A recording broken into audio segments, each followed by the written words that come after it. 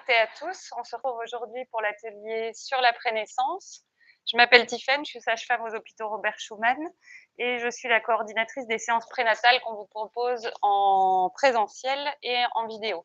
Je suis accompagnée de Françoise qui est sage-femme elle aussi et coordinatrice en éducation à la santé. Elle est derrière l'ordinateur, c'est elle qui coordonne tout ce qui est informatique aujourd'hui et qui répondra à vos questions via le chat. Tout au long de l'atelier, vous pourrez lui transmettre vos questions. Pour ça, il vous faudra un compte Google pour pouvoir interagir directement avec nous via ce chat. Vous pourrez lui transmettre vos questions qu'elle va me faire passer au fur et à mesure de l'atelier. Elle pourra aussi vous transmettre différentes vidéos, articles, documents qui s'appuient sur ce que je vais vous énoncer aujourd'hui. Donc n'hésitez pas à poser vos questions au fur et à mesure. Voilà, alors je m'excuse déjà, il risque d'y avoir du bruit parce qu'il y a des travaux à côté de la salle où on se trouve. Donc ça peut me perturber déjà un petit peu et peut-être que vous entendrez aussi quelques interférences. On s'excuse pour ça dès le début de l'atelier. Voilà, donc on va démarrer. Donc on parle de la prénaissance. On va discuter aujourd'hui des 3 mois qui vont suivre l'arrivée de bébé à la maison. Donc, vous avez vu que pendant la grossesse, il y a une multitude de rendez-vous que vous avez pu avoir autour de la maman, les suivis chez le gynécologue, le rendez-vous anesthésiste, les préparations à la naissance. Et finalement, on se rend compte qu'il existe peu de choses, ou en tout cas un nombre moins important de choses pour les suites et le retour à domicile avec bébé. Donc souvent, ça va être une période qui est très, très compliquée pour les parents, qui va leur demander beaucoup d'adaptation, de réadaptation.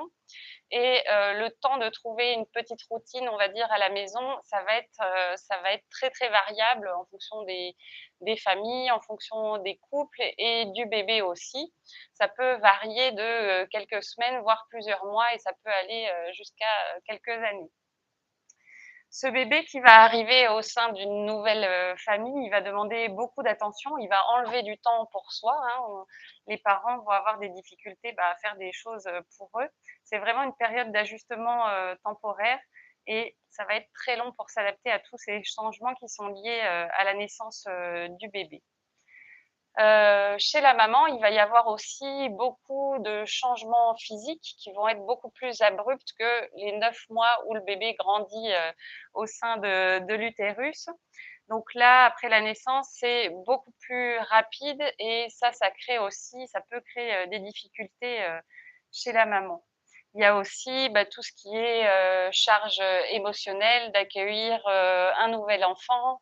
Il y a bien sûr tout un processus hormonal aussi qui joue et pendant la grossesse et qui joue encore après la naissance, où là, la chute d'hormones qui se fait après la naissance de l'enfant, après la sortie du placenta notamment, va se faire de façon abrupte après la naissance pour avoir un taux d'hormones, on va dire, assez basse au 3e jour. C'est là qu'on va parler de baby blues, mais aujourd'hui dans cet atelier, on va parler de ce fameux baby blues, on va parler de dépression du postpartum aussi, qui est quelque chose qui peut arriver dans les semaines qui suivent la naissance d'un enfant. Alors, est-ce que déjà on m'entend bien? Parfait. Ok. Alors, on a peut-être un petit souci de caméra qui a du mal à faire son focus aussi. On va vraiment réajuster au mieux pour que vous puissiez profiter de cet atelier dans les meilleures conditions possibles. Donc on sait que les besoins que va avoir cette maman notamment et le couple aussi après la naissance vont aller de façon grandissante et qu'il y a vraiment un décalage entre les besoins de cette maman et l'attention qui va être finalement détournée entre guillemets sur le bébé. La maman, pendant la grossesse, elle va avoir beaucoup d'attention au travers des rendez-vous dont je vous ai parlé, médicaux notamment, mais aussi de son entourage, de la famille. Et toute cette attention va être projetée ensuite directement sur le bébé. Et c'est finalement le bébé qui va avoir beaucoup de rendez-vous de suivi, etc. Donc ce qu'on a voulu proposer avec cet atelier, c'est déjà un support pour les parents. Là, aujourd'hui, vont nous suivre des, parents, futurs parents, des mamans qui sont encore enceintes, qui prennent des informations pour l'arrivée de l'enfant et des mamans aussi qui ont déjà accouché. Donc celles-ci pourront nous poser leurs questions en nous précisant, bah, l'âge de leur bébé et ce qu'elles pourraient rencontrer comme, questionnement ou comme difficulté, à la maison. Alors pendant un temps aussi, il va y avoir un réajustement au niveau du couple par rapport, bah, à la sexualité notamment, par rapport au rôle du père qui va s'établir le plus souvent dans, nos pays de façon un petit peu différente par rapport à la construction du rôle de parent. On dit souvent que la maman, le rôle de mère va se construire tout au long de la grossesse parce que la maman, elle a un avantage, c'est que la grossesse se passe dans son corps. Donc elle va commencer à construire son rôle de parent tout au long de tout au long de ces 9 mois et finalement, on peut supposer qu'elle soit un peu plus préparée que les papas au moment de l'arrivée du bébé. Pour les papas, mais là encore, ça dépend un petit peu des cultures aussi, de son expérience, passée avec des enfants et cetera. Pour les papas, c'est souvent plus abrupt et on dit qu'ils commencent à se projeter, voilà, à construire leur rôle de père vraiment au moment de l'arrivée de l'enfant. Donc là aussi, il peut y avoir un gros décalage entre les parents et ça va être aussi toute une période qui va demander, beaucoup de souplesse, de plasticité aux parents pour, discuter et finalement pouvoir, accueillir ce bébé dans les meilleures, conditions. Donc on sait avec ça que les défis de la parentalité, ils sont nombreux à cause des soins qui vont être exigés avec l'arrivée de l'enfant par rapport à, le nouveau rythme que ça va imposer. On va aussi parler du sommeil du bébé, au travers de cet atelier, des pleurs, de l'alimentation, que vous choisissiez de nourrir votre bébé via un biberon de lait artificiel ou directement au sein. Il va y avoir beaucoup, beaucoup de fatigue aussi qui sont liées à ces soins, à l'arrivée du bébé, avec un épuisement, bah, physique, hein, mental aussi et émotionnel et toutes les concessions par rapport à son temps libre, qui vont survenir et qu'il va y avoir, à faire après l'arrivée du bébé. Et puis finalement, passer le choc de ces premières semaines, parce que c'est vraiment un chamboulement, hein, on parle vraiment de choc, on va pouvoir avoir à nouveau une certaine estime de soi, pouvoir se construire dans son rôle, de parent, après un travail, voilà, dans le couple, sur les liens familiaux, sur l'arrivée de l'enfant et il va y avoir comme ça toute une période de sentiment de revalorisation, pour les parents, qui va être donc variable d'une famille à l'autre, d'une personne à l'autre. Alors, est-ce qu'il y a déjà des questions jusque-là? OK. On va avancer et parler de ce fameux bébé qui va arriver. Alors, il faut savoir que le bébé humain, bah, finalement, on est des mammifères, hein, comme, d'autres animaux dans la nature, mais que le bébé humain, ça va être le petit, le plus dépendant sur la plus longue période après sa naissance. Dans d'autres espèces, chez d'autres mammifères, finalement, les petits vont être beaucoup plus rapidement autonomes, bah, pour se déplacer seuls, hein. On peut voir d'autres espèces où quelques, heures, quelques minutes après la naissance, les petits vont déjà se déplacer tout seuls. Ils vont pouvoir se nourrir de façon autonome au bout de quelques mois, ce qui est pas le cas, chez le bébé humain. Donc c'est celui qui va prendre, qui va être le plus dépendant par rapport à ses besoins, que ce soit ses besoins, bah, nutritionnels, hein, le besoin de s'alimenter, ses besoins sociaux, ça veut dire les besoins d'être en interaction avec, bah, des adultes notamment, mais avec son entourage et tout ce qui est, besoin de sécurité émotionnelle que le parent, l'adulte qui va s'occuper de lui va devoir, assurer. Donc, on va distinguer comme ça 4 besoins, fondamentaux chez le bébé. Le premier besoin, ça va être le besoin de chaleur. Pour ça, on va partir vraiment de l'image du bébé qui est, contenu, bien enveloppé dans le ventre, maternel, dans l'utérus maternel et c'est finalement pendant la grossesse, pendant ces 9 mois de grossesse où le bébé va se développer et va développer, tous ses sens donc son toucher, l'odorat, le goût, il va le développer déjà, par rapport au liquide amniotique qu'il va déglutir pendant la grossesse. Ce liquide amniotique, il se teinte déjà des aliments que vous consommez pendant la grossesse, donc le bébé fait déjà une petite découverte gustative, enfin une grande découverte gustative déjà, pendant ces 9 mois de grossesse Et ça, il va pouvoir le prolonger notamment au travers de l'alimentation par le sein, au travers de l'allaitement maternel, parce qu'on sait que le lait maternel va aussi prendre le goût finalement des aliments que consomme la maman. Par contre, du point de vue de l'alimentation, ce bébé, il va rencontrer une grande différence, c'est qu'il va passer d'une alimentation en continu via le cordon ombilical et via ce liquide maternel, ce liquide amniotique qui va déglutir, à une alimentation en discontinu et finalement découvrir aussi cette sensation d'avoir l'estomac rempli, l'estomac plein, la sensation de faim qu'on peut penser, et à juste titre sûrement, être désagréable pour lui. Donc à travers les pistes qu'on va vous donner aujourd'hui, on va essayer au mieux d'englober les besoins de cet enfant et d'assurer finalement chez lui une certaine continuité sensorielle pour le sécuriser et l'aider à retrouver tous ses sens, tout ce qu'il a développé in utero, et on parle de processus transnatal après la naissance. Un autre grand besoin fondamental chez le bébé, au-delà de l'alimentation, souvent on va penser, alors à juste titre en d'une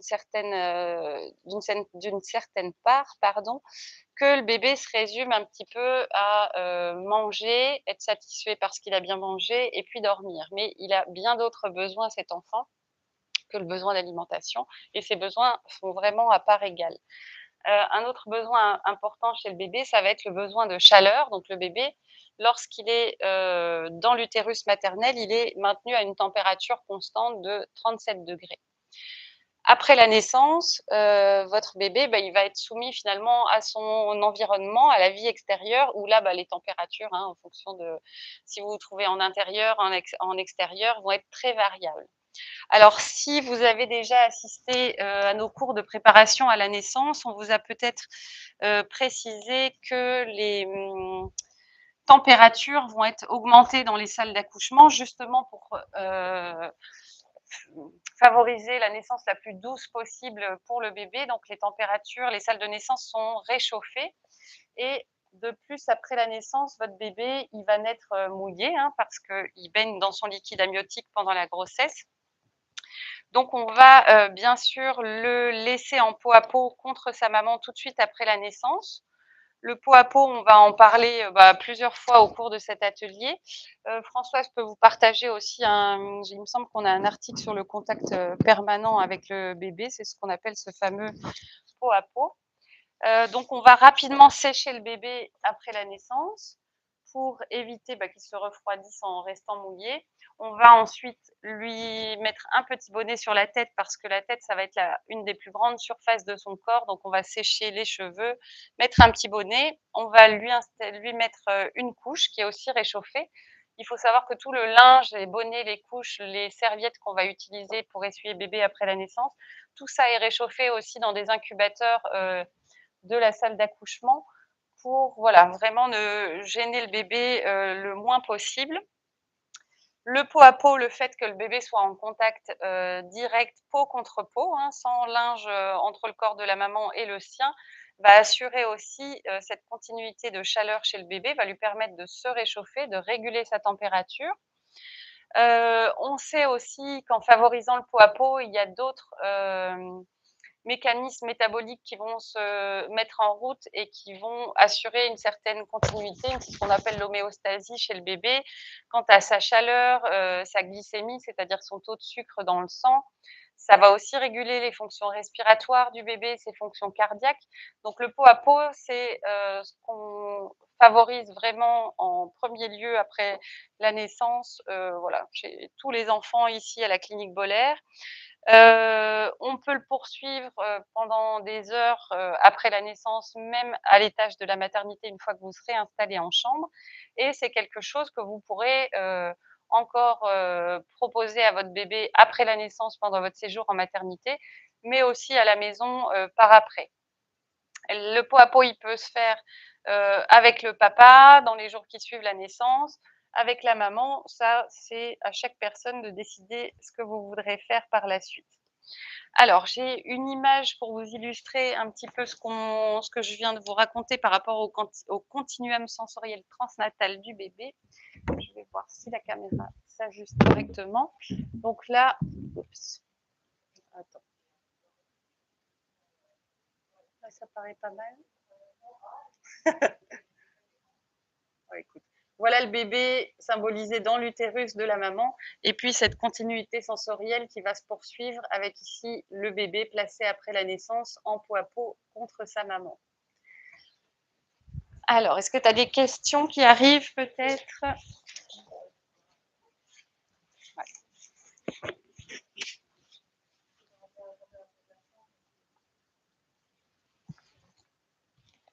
Alors, il y avait une question par rapport à la température de la chambre. Donc, Françoise vous a déjà répondu. La température de la chambre, c'est inutile de trop chauffer la chambre.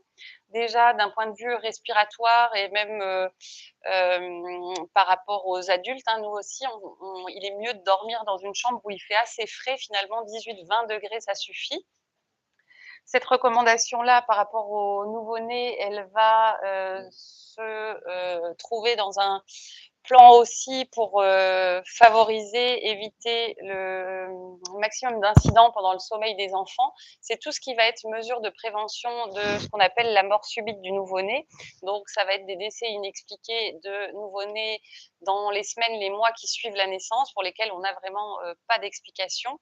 Donc, il y a un ensemble de mesures qui ont été réfléchies et qui sont validées maintenant depuis de nombreuses années, et qui vont comprendre cette température qui n'est pas élevée, hein, qui est plutôt fraîche dans la chambre, avec une pièce qui est aérée, qui est bien ventilée, donc aérée au moins tous les matins, éviter de surchauffer. On va plutôt rajouter des couches de vêtements chez l'enfant, avec un body à manches longues, un pyjama, éventuellement un bonnet même dans la maison, des chaussettes, une turbulette. Pour le couchage, on couche toujours les bébés sur le dos. Alors souvent, on nous dit: «Oui, mais bon, il y a quelques années, on nous recommandait», alors il y a quelques années, c'est très loin maintenant, je crois. Il y a quand même une trentaine d'années, je pense qu'on recommandait de coucher les enfants sur le ventre. Maintenant, on s'est aperçu que c'est vraiment l'ensemble de ces facteurs dont on va parler qui évitent ces incidents, chez les enfants. Donc le couchage sur le dos, il est favorisé dans un lit adapté, c'est-à-dire que le lit que vous allez choisir pour votre bébé, il doit être adapté et répondre aux normes européennes en vigueur. Donc on va éviter de se servir du couffin de la grand-mère, de l'arrière-grand-mère, vraiment utiliser soit un berceau cododo. Ça va être les petits lits qu'on peut ajuster sur le lit des parents pour avoir une proximité immédiate avec le bébé la nuit. Soit utiliser le lit à barreaux tout de suite après la naissance, ou dans les mois qui suivent l'arrivée de bébé, après l'utilisation pendant quelque temps du lit cododo. Donc le lit, il doit être adapté, répondre à ces normes, avec un matelas qui est ferme et qui s'adapte parfaitement au lit que vous allez utiliser. On ne va pas utiliser d'oreiller chez le bébé, ni de cale-bébé, ni de nid pour installer bébé. Tout ce qui est aussi cocoon à baby, donc ces petits matelas surélevés, un petit peu creusés, on va éviter pour la nuit aussi. Si vous voulez vous en servir comme d'un transat la journée, pas de souci, tant que le bébé est sous votre surveillance. Mais pour la nuit, on va éviter. On va aussi coucher bébé avec une turbulette, c'est-à-dire ce qu'on appelle les gigoteuses, hein, en fonction des pays, qu'elles soient sans manches ou avec des manches. Là aussi, elles ont différents degrés d'épaisseur, donc en fonction de la période à laquelle va naître votre bébé, si en été ou en hiver. Là, on est plus sur des bébés d'automne ou d'hiver, donc avec des gigoteuses plutôt chaudes, avec des manches si vous les trouvez.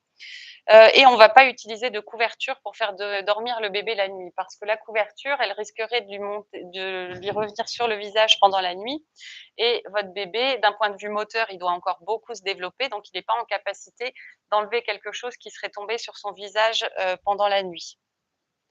On va éviter, pour ces mêmes raisons, tout ce qui est tour de lit, c'est-à-dire ces tissus décoratifs qu'on installe en général tout le tour sur les barreaux du lit, du berceau de bébé. On a toujours peur que le bébé vienne se cogner la nuit contre les barreaux, mais si vous utilisez un lit qui répond aux normes européennes, l'espace entre les barreaux est bien étudié pour que aucun bébé ne puisse coincer la tête, un membre dans les barreaux, et votre bébé, vous allez voir qu'il ne va pas tout de suite se retourner, bouger beaucoup dans son lit. Donc il y aura pas de blessure qui puisse arriver par rapport à ces barreaux, la nuit. Autre mesure de recommandation par rapport à ça, ah oui, ah oui, ça bouge. Voilà. Autre mesure de recommandation par rapport à ça, si vous avez, des fumeurs à la maison, bah, il faut les envoyer fumer dehors. Évitez de dormir aussi avec, des animaux dans la chambre. On sait que les chats, ils vont avoir tendance à se coucher, dans les berceaux, des bébés. Que le bébé soit présent ou pas, ça peut arriver qu'il le fasse. On se méfie toujours, bah, des animaux domestiques, hein, c'est même, tout ce qui est chien, ou autre, il faut faire attention. Si vous prenez votre bébé pour l'allaiter la nuit ou que vous l'avez dans les bras pour dormir, il faut absolument sécuriser aussi le lit des parents, c'est-à-dire ne pas avoir trop d'oreillers, de couvertures. On peut mettre des barrières de lit sur le lit des adultes. Il y a ce fameux lit cododo du bébé qui peut être, accroché au lit des parents pour que la maman puisse allaiter le bébé la nuit avec facilité et qu'elle puisse rester couchée. Il faut faire, très attention et ne pas dormir avec son bébé. Si vous prenez des médicaments, type somnifères, antiépileptiques, par exemple, tout ce qui va jouer finalement sur l'état d'éveil du parent ou si vous consommez, du tabac, là aussi déconseillé de dormir avec son bébé. Si vous consommez des drogues ou vous avez consommé de l'alcool aussi, là encore, ça va modifier votre, état d'éveil. Donc là, on déconseillera complètement de dormir avec son bébé.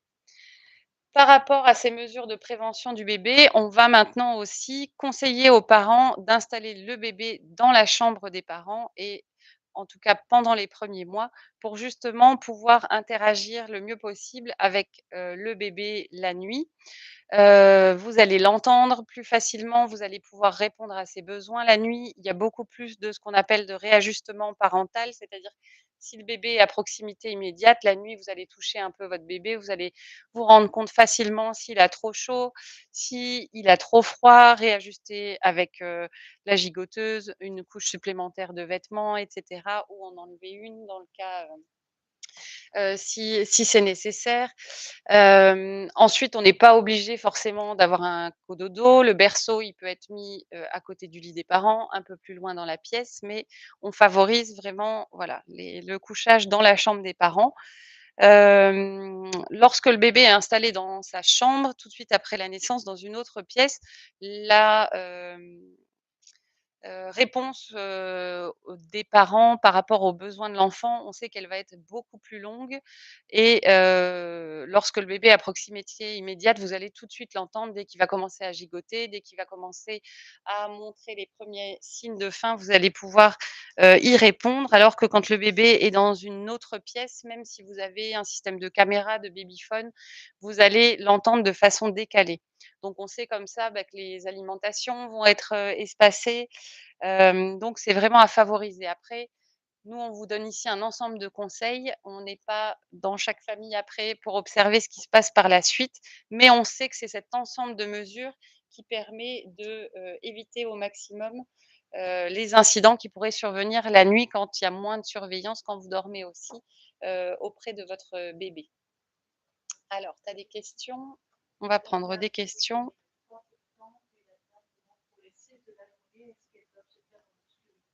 Alors, une maman qui demande pour un bébé qui est né, il y a une petite dizaine de jours, pas tout à fait, 15 jours, au début du mois, pour les siestes, est-ce qu'elles doivent se faire, dans une chambre, ou est-ce qu'elles peuvent se faire à proximité?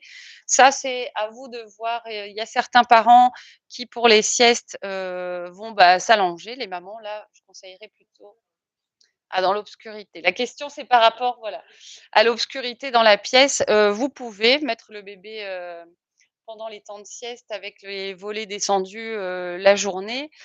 Hem, le bébé, il va être peu sensible, À ces variations-là, maintenant, c'est sûr que si on est en plein été, que la sieste, il est 10 heures du matin, il y a un grand soleil, qui tape sur la fenêtre, il vaut mieux descendre un petit peu, le volet. Donc oui, on peut favoriser, en tout cas pour les siestes, un environnement calme, apaisé.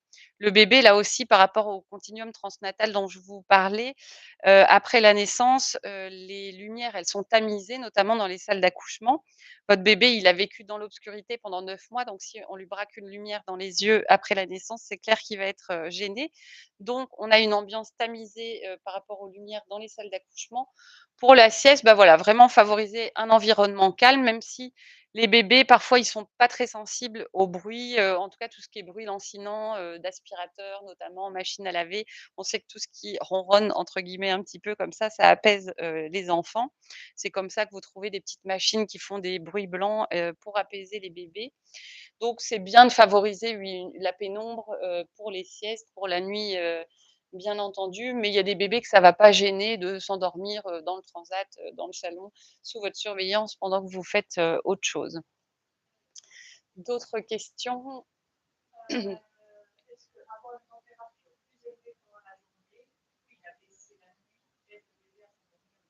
Alors, est-ce qu'une température plus élevée la journée et diminuée la nuit, est-ce que ça aide le bébé à s'endormir le soir? Non, ça va pas être variable par rapport à la température de la pièce. Maintenant, on favorise un environnement, plutôt frais pour la nuit, ça c'est mieux aussi pour dormir pour les adultes qu'une chambre surchauffée. Maintenant, c'est sûr, bah, qu'on va adapter en fonction de la période de l'année où on se trouve. En été, on n'aura pas forcément 18-20 degrés sur une période de canicule dans les pièces à l'intérieur d'une maison. Donc on ouvre, les volets, les fenêtres le soir pour faire rentrer un maximum de frais. On ferme la journée lorsqu'on est en période de canicule pour éviter que la chaleur rentre, mais on aura peut-être probablement plus que ce 18-20 degrés en plein été. En hiver, à la maison, c'est sûr qu'à 18 degrés la journée, vous allez avoir froid. Le bébé, il va falloir lui mettre quand même de nombreuses couches de vêtements pour qu'il régule correctement sa température. Donc en journée, ça peut être, plus élevé. Pour la nuit, c'est vraiment, je vous dis, cet ensemble de mesures de prévention qu'on, conseille aux parents, dont on parle aux parents pour éviter qu'il y ait des soucis, respiratoires, notamment chez le bébé pendant la nuit. Est-ce que tu as d'autres questions, Françoise? Alors, on va prendre les autres questions.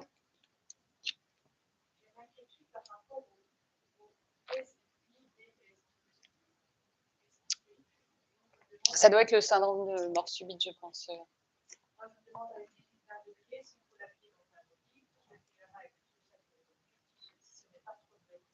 Alors, par rapport à ces mesures de prévention de la mort subite et à la température de la pièce, votre bébé, surtout si c'est un nouveau-né, il faut bien l'habiller. Vous allez voir qu'après la naissance, on va lui mettre un body à manches longues, un pyjama, éventuellement encore un gilet, un bonnet, des chaussettes et il va être installé dans une gigoteuse. Pour la nuit à la maison, si vous avez 18-20 degrés dans la pièce, c'est aussi grosso modo ce qui va porter la nuit.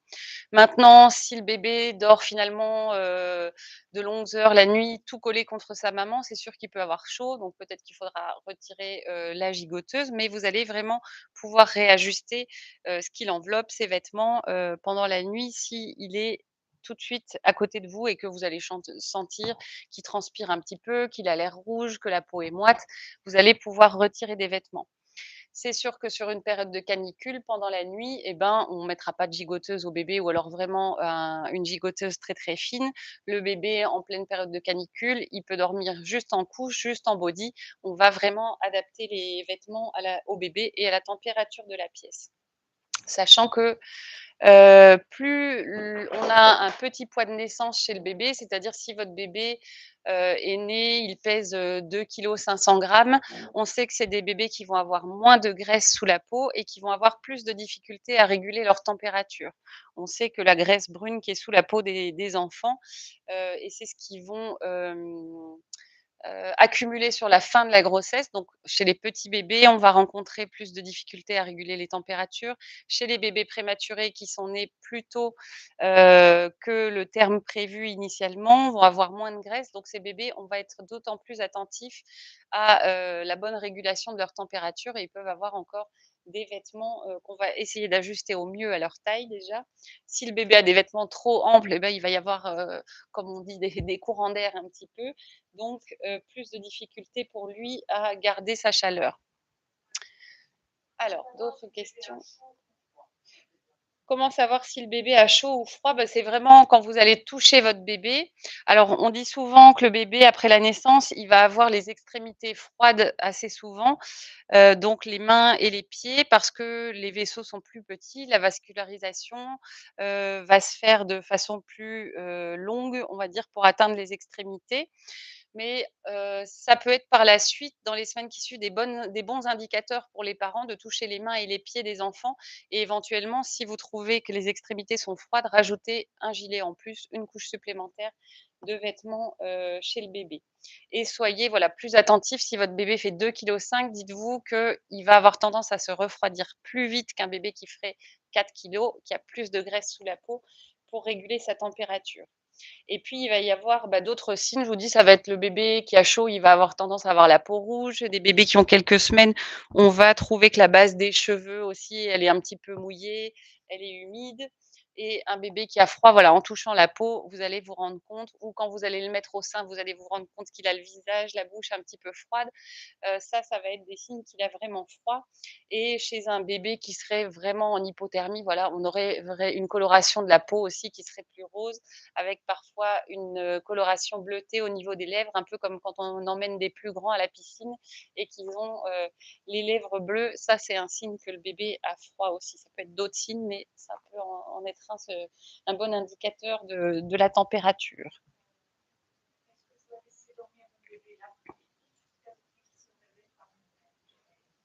Alors, on a une maman qui nous demande, je suppose que c'est une maman, qui nous demande si, on doit laisser le bébé dormir l'après-midi jusqu'à ce qu'il se réveille. Alors là aussi, ça va dépendre de si votre bébé a quelques jours, quelques semaines, quelques mois déjà. On va parler du sommeil du bébé, mais chez un nouveau-né, il faut savoir, et là encore, on reparle un petit peu du besoin d'alimentation du bébé. Donc, je vous ai dit, il part d'une alimentation en continu via le cordon ombilical pendant la grossesse à une alimentation discontinue. Donc, le bébé s'alimente, il y a une période où il s'alimente plus, on l'alimente à nouveau. On sait que le bébé, pour respecter ses besoins, il a besoin de manger entre 8 et 12 fois par 24 heures. Donc c'est énorme le nombre de fois où le bébé va avoir besoin de manger. Il faut savoir que l'estomac du bébé déjà, il est assez petit après la naissance. Où est-ce que j'ai mis mes petits estomacs? Ah voilà. Il faut savoir que, la taille de l'estomac après la naissance chez bébé, je vais peut-être pas trop faire bouger ma caméra, voilà, elle est toute petite, donc ça, c'est comme une grosse bille, on va dire. C'est le volume que peut stocker l'estomac du bébé après la naissance. Puis au fur et à mesure des jours, ça va augmenter. On va avoir ça, si c'est mieux, au bout d'une semaine, on va dire, allez, que ça va être, comme une noix et puis de la taille d'un presque un œuf, on va dire, au bout d'un mois. Donc le bébé, finalement, il a une faible capacité de stockage au niveau alimentaire et il a de grands besoins au niveau calorique parce que ça lui demande beaucoup d'énergie de s'adapter à son environnement extérieur et de faire fonctionner son métabolisme différemment après la naissance. Donc il a un grand besoin de s'alimenter. Vu la taille de stockage de son estomac, il va avoir besoin, pardon, de s'alimenter souvent. Lorsque le bébé s'est alimenté, au sein, donc on sait qu'il va faire entre 8 et 12 tétées par 24 heures. Ce qui correspond, si vous avez un bébé parfaitement régulier, à une tétée toutes les 2 à 3 heures. Maintenant, on sait que le bébé, il va plutôt être souvent calme la journée et c'est souvent ce que les mamans vont remarquer déjà pendant la grossesse avec, des mouvements actifs qui arrivent, heu, de façon éparse pendant la journée, on va dire, mais on est aussi moins attentif parce que nous, on est actifs pendant la journée, actives et actifs pendant la journée. Et le soir, un bébé qui est beaucoup plus éveillé, surtout au moment où les mamans vont aller se coucher. Là, le bébé, il a plein de place, il a une maman qui est focus sur elle-même et qui va beaucoup mieux ressentir les mouvements du bébé. mais cette alternance de rythme, de comportement, ce changement de comportement entre la journée et la nuit, on va pouvoir l'observer chez le bébé après la naissance, avec un bébé qui est plus calme la journée, qui va plutôt espacer les temps de tétée et d'alimentation en journée et qui va faire ce qu'on appelle des tétées groupées dès la fin d'après-midi et le début de la nuit. Avec là des tétées qui peuvent parfois, être toutes les demi-heures, toutes les heures, en sachant que c'est un comportement normal qu'on va observer chez la plupart des enfants. Ensuite, chez un bébé qui est plus grand, qui va avoir, quelques mois, par exemple, si on parle d'un bébé qui a déjà 3 mois dans le cas de cette question, les bébés, ils vont avoir des plages de sieste, on va dire, des temps de sommeil, plus longs sur un temps de matinée, plus longs sur un temps de l'après-midi et on va pouvoir comme ça avoir une construction du sommeil et de l'alternance jour-nuit qui va commencer à se construire, mais plusieurs mois après la naissance. Au début, le bébé nouveau-né, il va pas différencier si c'est le jour, la nuit, par rapport à l'établissement de ses rythmes biologiques, c'est-à-dire lui, il mange jour et nuit, lui, il dort jour et nuit aussi. Donc on peut effectivement le mettre en obscurité pour favoriser un environnement calme et après, pour les siestes, le laisser dormir. Dans ce cas, si c'est un bébé, bah, soit qui est au-delà de 3,5 kg, on va dire après la naissance, on peut respecter son rythme d'éveil. Si votre allaitement s'est mis correctement en place dans les jours qui suivent la naissance et qu'on observe finalement qu'on a un bébé qui s'alimente quand même, on va dire, toutes les 3 4 heures. Un bébé nouveau-né qui a quelques jours, seulement quelques semaines, un petit poids de naissance, un bébé prématuré, on va s'assurer en général qu'il est mangé toutes les 3 heures. On peut suivre son rythme naturel et peut-être qu'il va se réveiller toutes les heures 30, toutes les 2 heures, toutes les 2h30, toutes les 3 heures.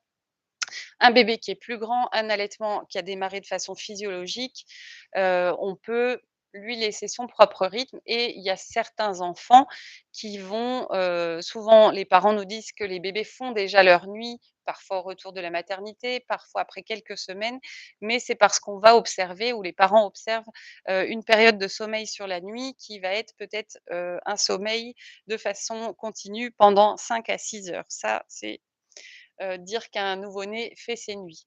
Un bébé qui aurait des temps de sommeil de 8-12 heures la nuit sans se réveiller, sans s'alimenter, c'est en général quelque chose d'anormal. Il a vraiment besoin d'avoir des périodes d'interaction la nuit, des périodes d'alimentation, des périodes d'ajustement, parental pour qu'on soit sûr que sa température soit correcte, qu'on ait besoin de changer la couche et cetera. Donc pour répondre précisément à la question, qu'on a reçue via le chat, ça dépend vraiment de l'âge de l'enfant et des conditions de sa naissance, également. D'autres questions?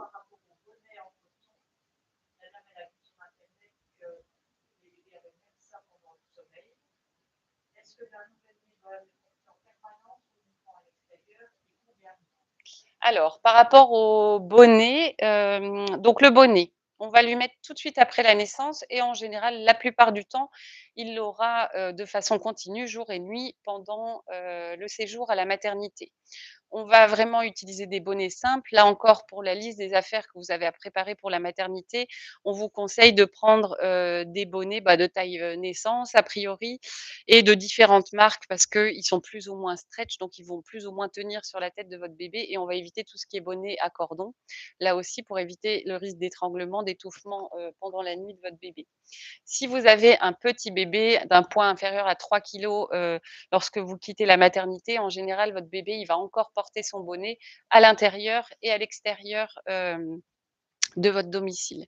Si vous avez une naissance qui est prévue sur les mois d'hiver, novembre, décembre, là, vous allez ajuster même le bonnet avec, vraiment un bonnet très chaud, fourré lorsque vous allez à l'extérieur avec votre bébé et à la maison, ça peut être le petit bonnet simple, en coton si vous avez un petit bonnet. Si vous vous rendez compte que votre bébé a trop chaud, le bonnet, bah, c'est la première chose qu'on va, retirer sur le bébé, au-delà des vestes que vous pourriez rajouter sur le bébé l'hiver pour vous déplacer. Parce que je vous ai dit, la tête, c'est une grande surface de son corps, donc c'est par là aussi qu'il va réussir à, perdre de la chaleur si on enlève le bonnet, si on ne lui couvre pas la tête. Est-ce que j'ai répondu à la question? Je pense que oui. Est-ce que tu as d'autres questions qui sont arrivées?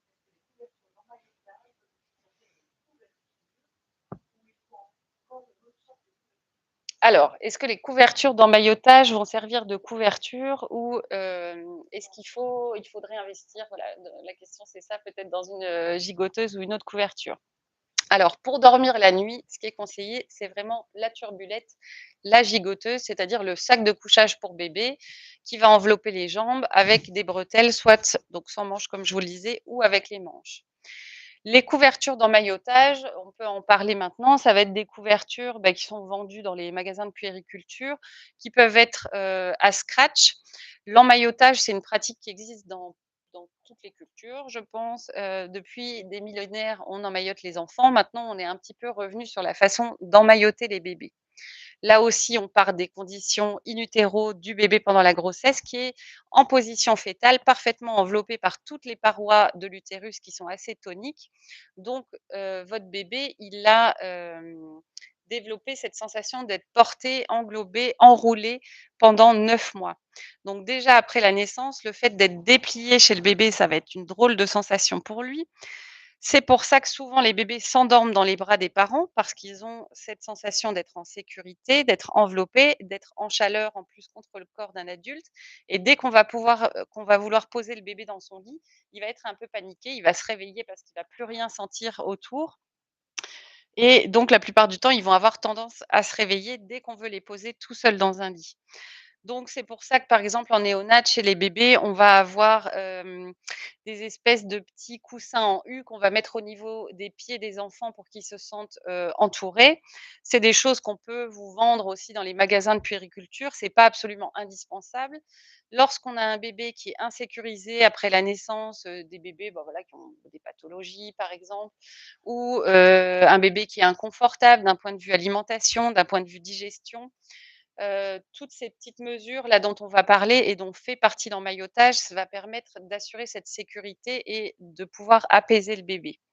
Donc l'emmaillotage, on peut le faire avec un simple lange en coton comme celui-ci ou on peut, acheter vraiment ces couvertures d'emmaillotage spéciales qui vont avoir la plupart du temps un système de scratch.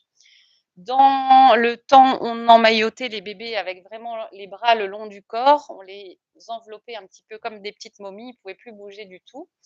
Ça, on s'est rendu compte que c'est pas la meilleure position pour les bébés. Maintenant, on va favoriser l'emmaillotage avec les bras un petit peu en croix. Alors, je fais attention à mon micro, mais pour que le bébé ait les bras et les doigts, les mains surtout à proximité de sa bouche, parce que tout ce qui va être, le bébé, en fait, le fait d'avoir les mains à proximité de sa bouche, ça va être aussi, ce qui va pouvoir le sécuriser, pardon, assurer sa sécurité émotionnelle.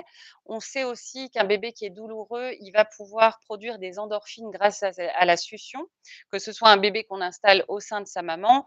Là aussi, on sait que, le lait maternel, il va avoir un le pouvoir d'apaiser la digestion du bébé, de faciliter la digestion du bébé, mais la succion en tant que telle, qu'elle soit au sein, sur une sucette ou sur ses propres mains, va apaiser le bébé. Donc on va avoir tendance à emmailloter le bébé, enfin on préfère vous conseiller d'emmailloter votre enfant avec les mains à proximité. Donc l'emmaillotage, on le pratique si vraiment le bébé a un inconfort et qu'on a déjà essayé d'autres mesures pour calmer le bébé. Là, je rattache un petit peu à mon paragraphe sur les pleurs et puis je vais conclure après sur la question par rapport à la couverture. Les pleurs du bébé, ils sont indifférenciés au démarrage de la vie du bébé après la naissance. C'est-à-dire que le bébé va pleurer pour traduire d'un besoin qui n'est pas comblé. C'est vraiment lorsque le bébé arrive lorsque vous entendez les pleurs de votre bébé, avant ça, il a mis un ensemble de choses en place, de moyens de communication qui sont propres au bébé, pour vous faire comprendre qu'il a un inconfort, un besoin qui n'est pas comblé. Là, je vais vous montrer quelques photos aussi, du bébé, notamment qui est prêt à téter.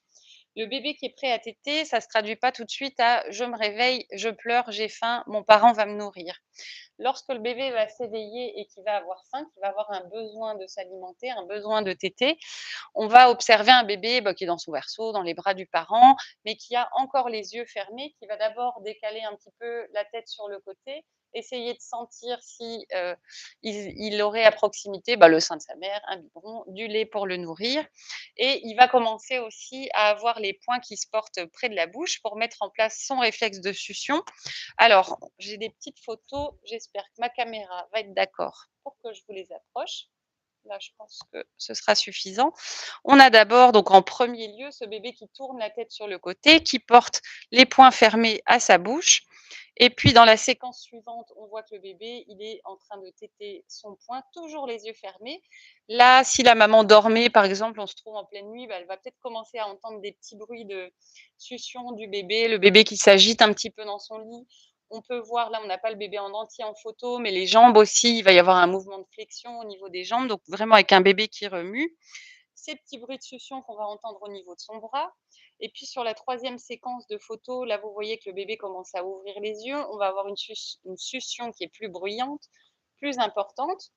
Donc là, c'est ce qu'on conseille aux parents, c'est de vraiment se préparer pour donner le biberon, pour donner la tétée à ce moment-là, parce que vous allez avoir un bébé qui est encore calme, qui est parfaitement focus et concentré sur le fait qu'il ait besoin de manger. Ça va faciliter l'installation de la maman, l'installation du bébé au sein. Vous allez avoir le temps de préparer un biberon sans que le bébé soit très agité. Si vous êtes occupé, sous la douche, etc., c'est le micro. Ouais. Bah, sinon je le remettrai sur les oreilles si je bouge trop, tu me diras. Si vraiment le bébé est agité, vous, vous êtes occupé, vous n'avez pas pu répondre aux besoins de votre bébé dans les premières séquences et ça arrivera que votre bébé doive attendre parce que vous êtes occupé avec les aînés, vous êtes allé sous la douche et cetera. Donc votre bébé va démarrer un épisode de pleurs où là, il va être plus agité. Lorsque le bébé pleure, bah, il faut penser que, il a son rythme cardiaque qui est augmenté, sa température corporelle est augmentée, son rythme respiratoire est augmenté. Il est en quelque sorte déréglé dans ses grands besoins. Donc pour lui, il y aura plus de difficultés à être focus et concentré sur tout le travail qu'il doit faire pour s'alimenter au sein, pour s'alimenter sur le biberon. On sait que le bébé, après la naissance, il va avoir besoin d'être coordonné pour s'alimenter. Je vous l'ai dit tout à l'heure, votre bébé, il a déjà le réflexe, pardon, de déglutir du liquide amniotique, pardon, in utero. Là, le bébé, il va maintenant déglutir du lait. Votre bébé in utero, il a déjà un réflexe de succion. Parfois, on peut voir les bébés téter leur poing, téter leur pouce aux échographies, mais il va devoir maintenant, votre bébé, coordonner la succion avec la déglutition et la respiration, qui est une nouveauté pour votre bébé. Donc tout ça, ça lui demande d'être «concentré» entre guillemets sur ces 3 actions-là pendant qu'il va manger, chose qu'il n'avait pas à coordonner in utero. Vraiment in utero, ça a été un entraînement pour lui. Donc lorsque le bébé pleure et ben, il va être plus dispersé, plus déréglé d'un point de vue métabolique. Donc lorsque on en arrive à cet épisode-là avec un bébé qui est agité, qui pleure, il vaut mieux d'abord le rassurer dans un premier temps. Parfois, ça prend que quelques secondes ou quelques minutes avant de lui proposer le biberon ou de mettre, le bébé au sein. Donc ça va être ce qu'on va observer chez les enfants pour, répondre à l'alimentation et puis pour agir en premier lieu sur les pleurs. Donc pour, juste clore, répondre, précisément à la question de cette maman quant à l'emmaillotage du bébé. Oui, pour la nuit, il faudra une gigoteuse, pour dormir qui s'adapte, comme je vous dis, bah, à la période où va naître, le bébé. Elle peut être plus ou moins épaisse, elle va s'adapter aussi à la taille de l'enfant. Il y a différentes, tailles possibles, 0,3 mois, 0,6 mois et jusqu'à, 2-3 ans et au-delà pour les gigoteuses. Donc c'est vraiment adapté. La couverture d'emmaillotage, ça va être vraiment lorsque le bébé est inconfortable. Quand le bébé a un épisode de pleurs, là, par exemple, mon bébé a déjà mangé, je sais que j'ai un allaitement qui fonctionne, je sais que j'ai donné un biberon, qu'il a bien mangé, qui semble être rassasié. Si mon bébé a toujours un épisode de pleurs, je peux lui proposer un ensemble de choses pour répondre à ses besoins. Comme je vous l'ai dit, les pleurs vont être indifférenciés au début, c'est-à-dire que lui, il va pas savoir pourquoi il pleure, il va avoir un inconfort, un besoin qui est pas comblé. Vous, tout de suite après la naissance, bah, vous allez répondre à ses pleurs, à ses besoins à tâtons, comme on dit. Et puis au fur et à mesure que vous allez répondre aux besoins de l'enfant, que vous allez apprendre à, interagir avec votre bébé, bah, vous allez identifier: «Oui, tiens, quand il fait ça, c'est quand il a faim, j'ai l'impression qu'il fait un petit bruit comme ça, il grogne ou quand sa couche est sale, bah, j'ai l'impression que ça le gêne» et cetera. Mais au début, c'est un petit peu le flou. Ce bébé, finalement, il n'y a pas de notice avec lui et donc c'est vraiment au fur et à mesure des interactions et des semaines qui passent que, cette relation, elle va s'établir avec, votre bébé. Donc quand le bébé pleure, on va, réévaluer, est-ce que le bébé, bah, voilà, d'un point de vue alimentaire, est-ce qu'il est satisfait? Est-ce que quand je le mets au sein, je l'entends bien déglutir du lait? Est-ce qu'il mange une quantité suffisante, au niveau de ses biberons? Est-ce que dans la couche, au bout de 3 jours après la naissance, je vois des quantités suffisantes d'urine? C'est-à-dire que mon bébé, une fois que vous êtes rentré à la maison, je devrais avoir 5 à 6 couches d'urine bien mouillées par 24 heures et en général des selles jaunes qui sont toujours liquides chez les bébés. Après la naissance, dans les 15 premiers jours, on va en avoir quasiment à chaque alimentation ou 5 à 6 fois par jour et en général, au bout de 10 à 15 jours, ça va devenir plus rare, peut-être 1 à 2 selles par jour, toujours jaunes en général. Chez certains enfants, par la suite, dans les semaines qui suivent la naissance, ça va se raréfier. Il peut y avoir 1 selle par jour ou il peut ne pas y avoir de sel pendant plusieurs jours. Les, éliminations, tout ce qui est pipi, caca dans la période immédiate après la naissance, il y aura peut-être une fois un pipi par 12 heures, une fois un caca par 24 heures. Le caca au début, il est, plutôt foncé, enfin il est vert foncé, un peu comme du goudron. Il est plutôt collant, c'est ce qu'on appelle le méconium. Ce sont des glaires, des selles qui tapissent déjà l'intérieur des intestins pendant, la grossesse et qui vont s'évacuer en général dans les premières 24 heures après la naissance.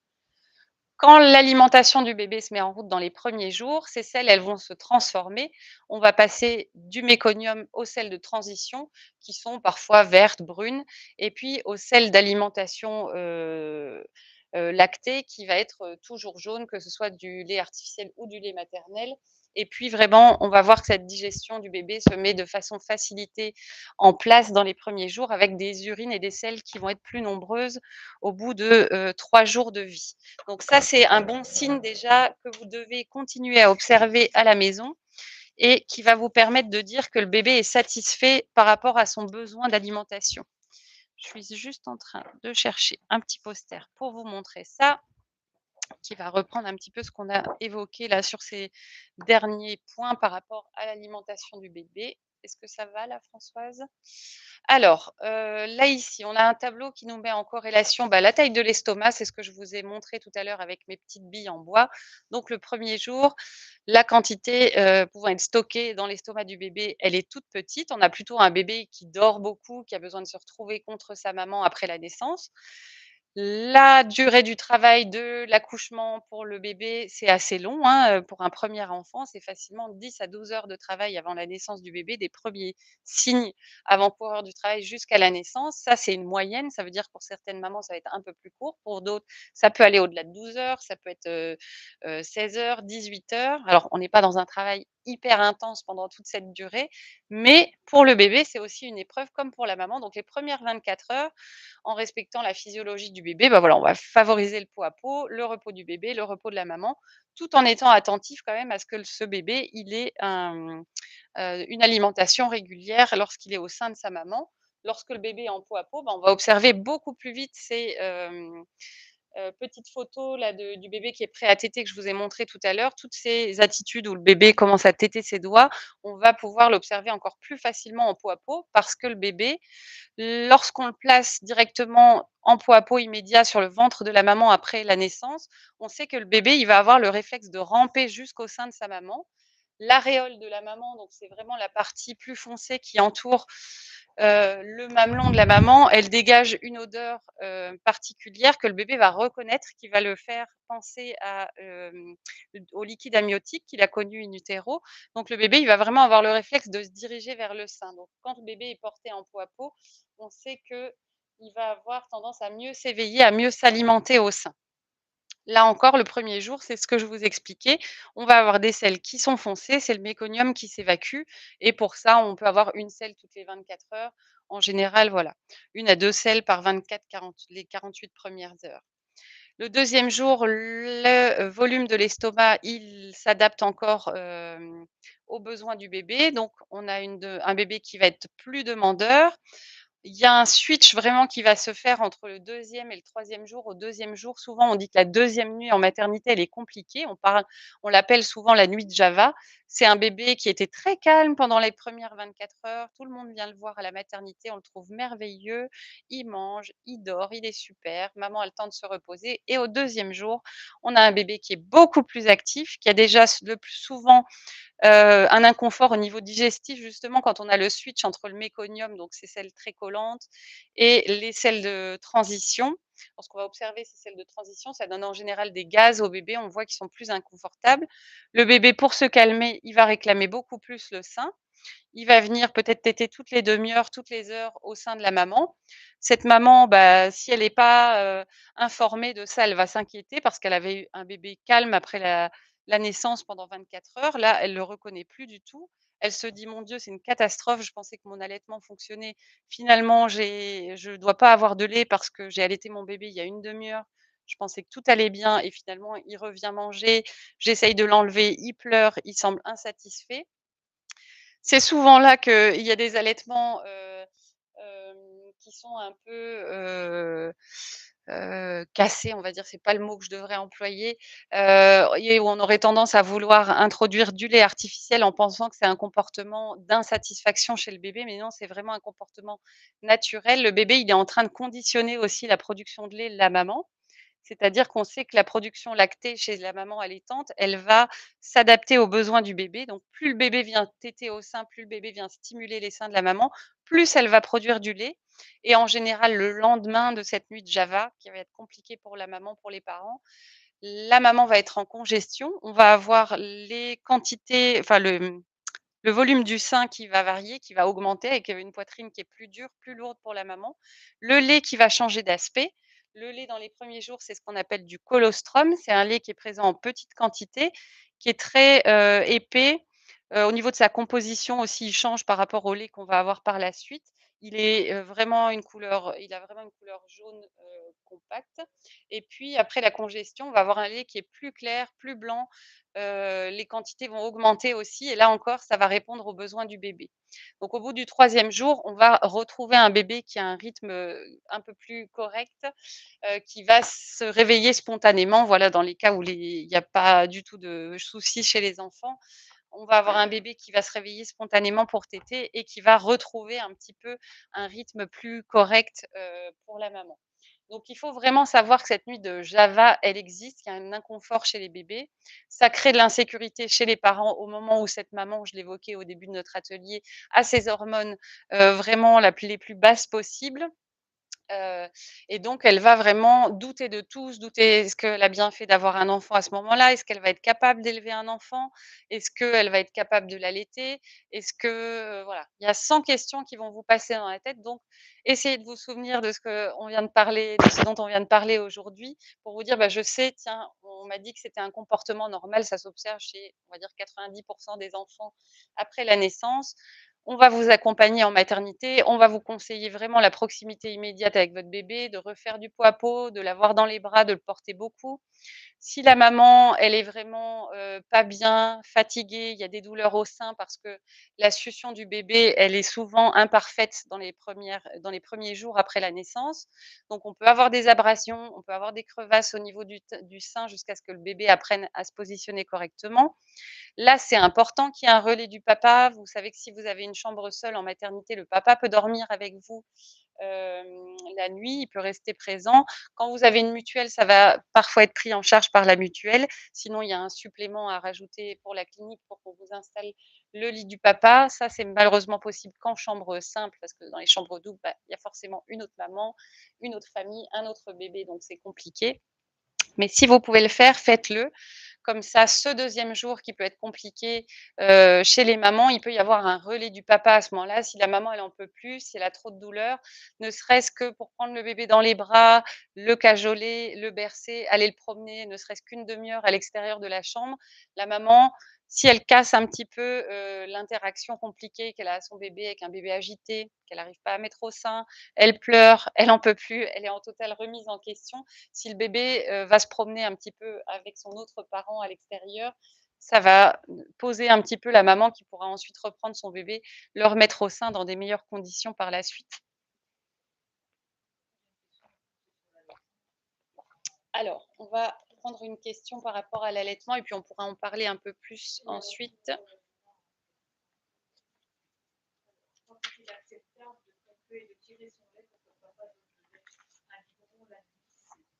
Alors, est-ce qu'on peut, pomper et tirer son lait pour que le papa puisse donner le lait maternel au biberon la nuit? Alors, le prochain atelier sur l'allaitement maternel, demain, il a lieu en anglais et le prochain en français. Vous pouvez aller voir sur le site, là, Acteurs de ma santé, sur lequel on est connecté aujourd'hui. Vous avez, l'agenda de toutes nos séances live. Là, j'ai plus en tête, la date immédiatement, mais je vous conseille vraiment, c'est un atelier qui est donné en ligne aussi. Ici, à la clinique, on a une équipe de consultantes en lactation certifiées IBCLC. C'est une reconnaissance internationale avec des mises à jour qui sont exigées de la part, des professionnels pour avoir ce diplôme. Donc on donne, 1 fois par mois dans les 3 langues, ce cours sur l'allaitement maternel où on a vraiment 2 heures qui, sont dédiées à répondre à vos questions et à vous expliquer vraiment la physiologie, comment ça se met en place, les premières heures, les premiers jours et la suite, la reprise du travail, le sevrage, l'introduction des solides chez le bébé. Là, moi, je vais en parler déjà, en grande partie aujourd'hui, mais je vous invite vraiment à participer à cet atelier pour répondre, à vos questions dans les détails.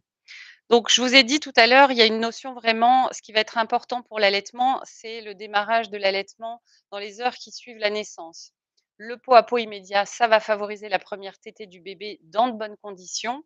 Il est sécurisé d'un point de vue métabolique en étant contre sa maman. Il va s'éveiller pour venir téter, se diriger vers le sein, c'est ce qui va lui rappeler ses repères connus in utero. Il va s'alimenter. Le lait maternel, c'est le lait qui reste le plus digeste sur le bébé pour le bébé, au niveau de ses intestins, il y a une rapidité de digestion du lait maternel. C'est ce qui va répondre le mieux à ses besoins.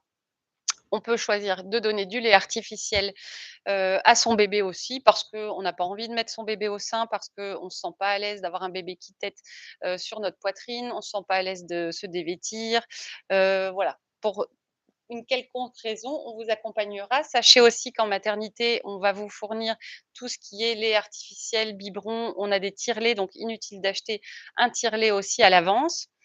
Pour les mamans qui souhaitent, que le papa participe à l'alimentation, alors il faut savoir aussi que le papa, il y a plein d'autres façons de participer aux soins du bébé, parce que, c'est pas lui qui va allaiter le bébé directement.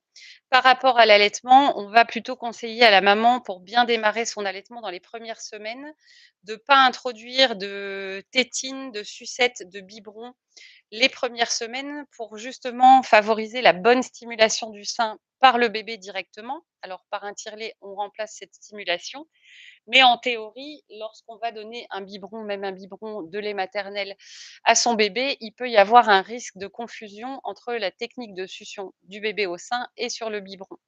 Il y a certains bébés en pratique qu'on voit qui vont pas être gênés du tout, d'autres chez qui ça va cafouiller parce que la succion au sein était déjà pas optimale à 100. Donc le fait d'introduire des bouts de sein en silicone, une sucette, heu, un biberon, ça va les perturber. Donc nous, encore une fois, on vous donne des informations. Après, c'est au choix de chaque couple et de chaque famille de, faire comme elle le souhaite. Par rapport au rôle des papas qui vont se sentir souvent lésés parce qu'une maman qui choisit d'allaiter et ben, c'est elle qui va se charger de ça. Déjà, il faut savoir que les partenaires ont un rôle important dans l'allaitement, dans l'alimentation du bébé. Ils vont déjà pouvoir sécuriser l'environnement de la maman, l'aider à s'installer, apporter le bébé, assurer le change avant, assurer aussi que lorsque vous allaitez, vous soyez détendu. La production d'hormones pendant l'allaitement, elle joue beaucoup, surtout dans les premiers jours, dans les premières semaines. Donc si la maman, elle est dans un environnement, peu sécurisé, que tout le monde est là à l'observer pendant qu'elle veut allaiter, pendant son séjour à la maternité, ça va bloquer quelque part la production de lait. Elle va pas se sentir à l'aise, le bébé va aussi se sentir en tension à cause de ça. Donc le papa, il va vraiment assurer un environnement favorable à, l'allaitement et à l'alimentation de son bébé. Ça fonctionne aussi lorsqu'on va donner le biberon à son bébé. Il y a un petit poster que je veux vous montrer pour l'importance du parent non allaitant. Donc comme je vous l'ai dit, le papa, le partenaire peut faire du pot à pot avec son bébé, changer les couches, raconter des histoires, chanter des chansons. Tout ça, ça va être des moyens, sur lesquels on va revenir tout à l'heure pour apaiser le bébé lorsqu'il y a un épisode de pleurs. Ces petites affiches, elles viennent du site Grandir Nature, donc vous pouvez les trouver. Il y a pas mal d'informations sur ce site aussi là, qui loue d'ailleurs du matériel des tire-laits, du matériel pour, favoriser l'allaitement chez les parents. On peut porter bébé, on va évoquer tout à l'heure, les écharpes de portage aussi. Prendre bébé dans son lit, on peut faire la sieste avec bébé même si on l'allaite pas, masser le bébé ou la maman, bercer son bébé, jouer avec son bébé, prendre, son bain, faire des câlins avec bébé ou avec maman, danser avec son bébé ou avec maman. Il y a une multitude de choses qu'on peut faire avec le bébé. Si maintenant, eh bien, la maman doit s'absenter, elle a un rendez-vous médical pour lequel elle ne peut pas prendre son bébé, au moment de la reprise du travail, à un moment, on va peut-être se retrouver pardon, à devoir exprimer, son lait. Donc il y a différents types de tire-lait qui existent. Alors dans les premiers jours, on peut effectuer un massage manuel sur le sein. Là aussi, on a une technique en vidéo qui est disponible sur le site que Françoise peut vous partager, qu'on peut vous montrer dans les premiers jours, à la maternité et qui va être reprise dans ce, petit livret sur l'allaitement maternel qu'on va vous fournir, lors de votre passage en polyclinique dans la fameuse pochette grise qu'on vous remet et là, on a remis en photo, il me semble, hop, la technique de massage. Donc il faut savoir dans les premiers jours, quand on a des petites quantités, on peut récolter du lait manuellement. On le récolte dans une petite seringue, dans un gobelet, ça fonctionne très bien pour les petites quantités de colostrum. Par la suite et en fonction de ce que vous allez devoir, vouloir faire, dans quel but vous voulez exprimer votre lait, on peut avoir des tire-laits électriques qui vont, permettre un double pompage de la poitrine, donc faire les 2 seins en même temps, vous allez gagner du temps, qui vont avoir une succion plus efficace, plus importante qu'un tire-lait que vous allez actionner à la main. Donc là encore, on va ajuster la machine, le tire-lait dont on va se servir en fonction de ses besoins. Dans un deuxième temps, effectivement, la personne, le parent qui garde le bébé, peut alimenter le bébé au biberon ensuite avec le lait maternel de la maman. On a aussi sur le site Acteurs de ma santé toutes les durées de conservation du lait maternel qu'on évoque plus en détail dans l'atelier, live sur l'allaitement maternel. Donc j'évite de rentrer dans tous ces détails parce que sinon je peux terminer l'atelier d'aujourd'hui sur l'allaitement. Donc je vous invite vraiment à vous y inscrire et on vous donne voilà, les techniques, comment réchauffer le lait maternel qui a été conservé au frigo, au congélateur. Mais voilà, il faut garder en tête que si votre, objectif, c'est de pérenniser votre allaitement sur une longue période, le bébé, il doit d'abord stimuler de lui-même directement le sein. Si vous devez garder votre bébé, on peut faire garder votre bébé, on peut utiliser un tire-lait. Si maintenant vous avez un bébé qui pleure énormément après la naissance, vous rentrez à la maison, vous êtes catastrophé parce que vous n'arrivez pas à calmer votre bébé, il semble insatisfait au sein, au biberon, que vous l'allaitiez ou pas encore une fois, parlez-en à la sage-femme qui passe à domicile. Ici, au Luxembourg, vous avez l'association luxembourgeoise des sages-femmes, qui sont des sages-femmes avec qui on vous conseille d'entrer en contact pendant la grossesse, surtout s'il s'agit d'un premier bébé, mais pour un deuxième, un troisième, ça fonctionne aussi et on en a parfois tout autant besoin. On vous conseille de vous mettre en contact avec une sage-femme à proximité de votre domicile pendant la grossesse. Elle peut compléter les séances qui vous sont proposées, dans la clinique, par des séances individuelles ou en groupe dans son cabinet et elle pourra effectuer des visites à domicile après la naissance de votre bébé. Ça, ce sera à organiser directement vous-même avec la sage-femme. Ces visites, elles sont prises en charge par la CNS au Luxembourg. Si maintenant vous êtes frontalier, vous habitez en Allemagne, en Belgique ou en France, il faudra faire appel, à une sage-femme qui est établie dans votre pays de résidence. Mais on vous conseille grandement de prendre rendez-vous le plus tôt possible avec elle pour organiser, des cours pendant la grossesse éventuellement et un suivi après la naissance de bébé. Si vous rencontrez des difficultés avec des pleurs, ça peut être déjà la première personne, à qui vous allez vous adresser et qui va pouvoir observer, votre bébé dans son environnement à la maison pour pouvoir déjà vous conseiller. Vous allez avoir ensuite, des rendez-vous chez le pédiatre. On va vous remettre après la naissance du bébé, le carnet de santé de votre bébé où vous allez avoir un ensemble de rendez-vous obligatoires. C'est ce fameux carnet de santé. Là aussi, si vous avez des difficultés avec votre bébé, des questions par rapport à l'alimentation, au sommeil, aux pleurs, un bébé qui vous semble agité et pleurer beaucoup, parlez-en à votre médecin. On va d'abord exclure que votre bébé n'ait pas un problème, il soit pas malade, il n'ait pas quelque chose, un inconfort physique, biologique, qui fait que vous avez un bébé qui traduit son inconfort par des pleurs, qu'on a du mal à calmer et qui arrivent, qui arrivent de façon quotidienne, à la maison.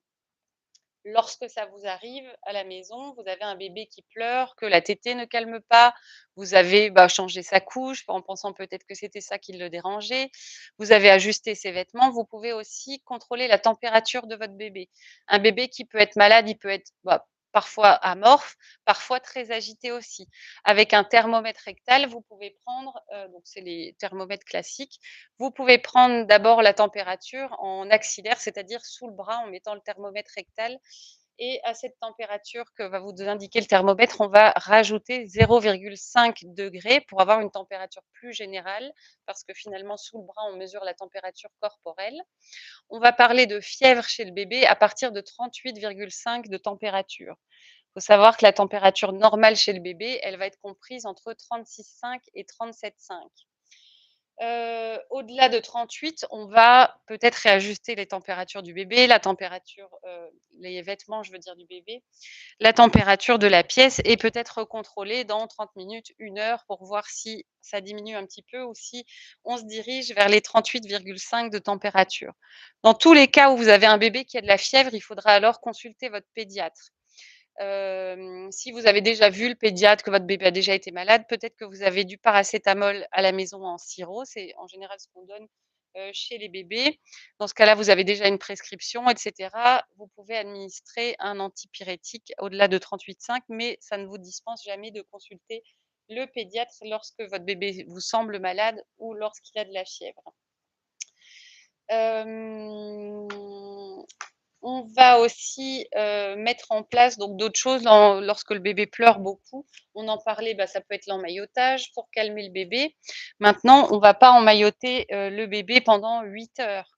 Lorsqu'on emmaillote un enfant pour le calmer, il va déjà rester sous votre surveillance. On ne va pas l'envelopper fort et puis le laisser dans une pièce tout seul. On veut être sûr que déjà l'emmaillotage est efficace à calmer votre bébé.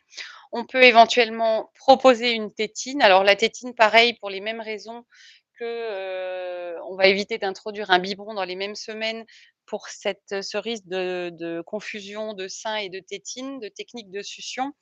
On dit en général qu'on va éviter d'introduire une sucette chez l'enfant avant l'âge d'1 mois. Là aussi, il y a des bébés que ça va perturber, d'autres non. Ce qu'on veut éviter, c'est que le bébé perde son énergie à téter sur une tétine alors qu'il aurait peut-être besoin de manger à ce moment-là. Maintenant, lorsque vous êtes fatigué à la maison, vous allez allaiter votre bébé, vous avez vérifié sa température, vous avez essayé de le calmer, le bercer, chanter, se déplacer avec lui. Parfois, il y a des parents qui vont se promener avec les enfants, le fait de quitter la pièce, d'aller se promener à l'extérieur, peut-être de le mettre dans une écharpe de portage, de le promener en poussette, ça va calmer les bébés, le fait d'être balancé, hein. Il faut penser que votre bébé, il a été balancé, et bercé pendant 9 mois dans votre ventre. Une fois que vous avez mis, tout ça en place, vous pouvez lui proposer une tétine. Là encore, c'est au choix de chaque parent de se dire: «Là, maintenant, j'en peux plus. tant pis, je prends le risque que ça cafouille au niveau de sa technique de succion, mais là, je veux voir si la sucette la pèse un petit peu. Il faut la donner avec parcimonie, ça doit pas être la réponse première à chaque interaction, chaque pleur que votre bébé a, parce qu'après, vous allez vous retrouver à râler quand à l'âge de 2, 3 ans, ça va être difficile de lui enlever par la suite. Donc, vous pouvez la donner. On évite au début, lorsque l'allaitement doit s'installer de façon physiologique, de perturber le bébé dans sa succion, mais ça peut être un moyen de bien, calmer le bébé. Il y a des bébés qui vont avoir un besoin de tétée plus important que d'autres, donc il y a certains bébés qui vont mieux l'accepter. Certains bébés vont la refuser aussi, complètement. Ce qui est important pour les parents, c'est d'avoir un panel de choses à mettre en place lorsqu'on fait face aux pleurs du bébé. Parce que, bah, ça nous met un sentiment d'insécurité et comme je vous le disais, les bébés vont être plus agités en fin d'après-midi, le soir, la nuit. C'est là aussi où nous, adultes et bah, parfois on a plus d'insécurité aussi propre. Donc les pleurs du bébé vont nous décontenancer d'autant plus. On va être plus vite angoissé, on va plus vite paniquer en se disant: «Mon Dieu, qu'est-ce que j'ai mal fait? Mon Dieu, qu'est-ce qui lui arrive? Il est peut-être malade, je lui ai fait mal, j'ai peut-être fait quelque chose qu'il fallait pas, j'arrive pas à le calmer». Rassurez-vous, si vous avez votre conjoint avec vous, de la famille, près de vous, des amis, vous pouvez en parler, vous pouvez vous faire aider, vous pouvez passer le relais du bébé à une tierce personne pour que vous puissiez vous calmer. Il faut savoir que les bébés, ça peut pleurer très fortement. Ça a vraiment un niveau de décibels très, très important, donc c'est hyper stressant pour les parents lorsqu'on n'arrive pas à calmer l'enfant. La meilleure façon de se calmer soi et de s'apaiser, c'est de peut-être passer le relais à quelqu'un qui serait avec vous. Si vous êtes seul, vous pouvez poser votre bébé en sécurité dans son lit, quitter la pièce, aller respirer, quelque temps dans une autre pièce, le temps de vous calmer. Vous allez voir qu'en quelques minutes, rapidement, vous allez vous sentir apaisé. Le fait de stopper quelques minutes l'interaction avec le bébé, tant que vous le posez en sécurité quelque part ou dans les bras d'une tierce personne.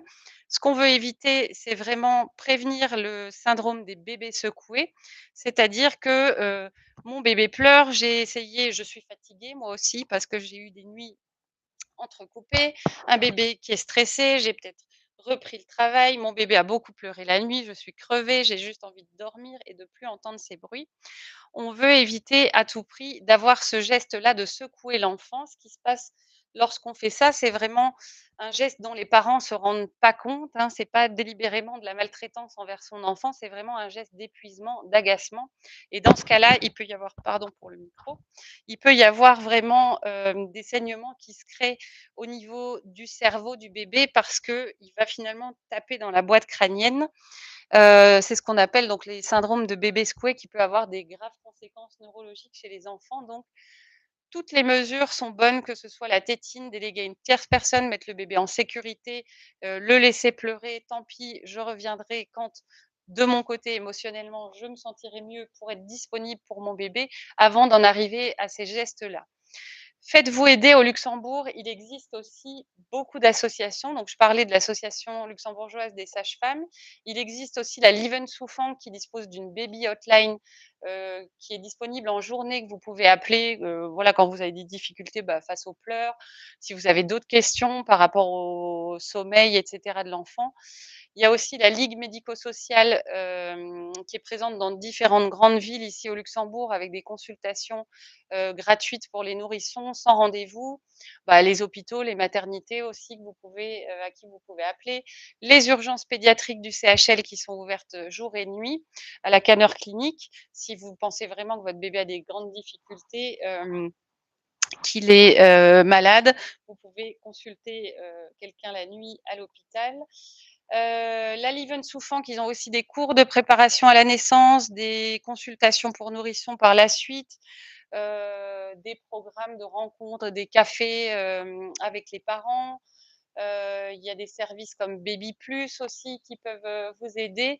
Il y a vraiment un panel de choses qui existent parce que ce qu'on va beaucoup rencontrer, bah, dans nos cultures et au Luxembourg beaucoup, c'est, des familles d'expatriés, des gens qui viennent d'autres pays et qui ont finalement pas de famille, peu d'entourage ici au Luxembourg, qui ont moins ce relais familial autour, cet environnement, autour, familiale et amicale aussi, hein. Après, la venue d'un bébé, on se sent vite isolé, bah, parce qu'on travaille plus, on est un petit peu sur la touche pendant quelque temps, donc on passe parfois ses journées seuls avec le bébé. Le mari va peut-être reprendre le travail, rapidement. On peut passer plusieurs mois en congé parental.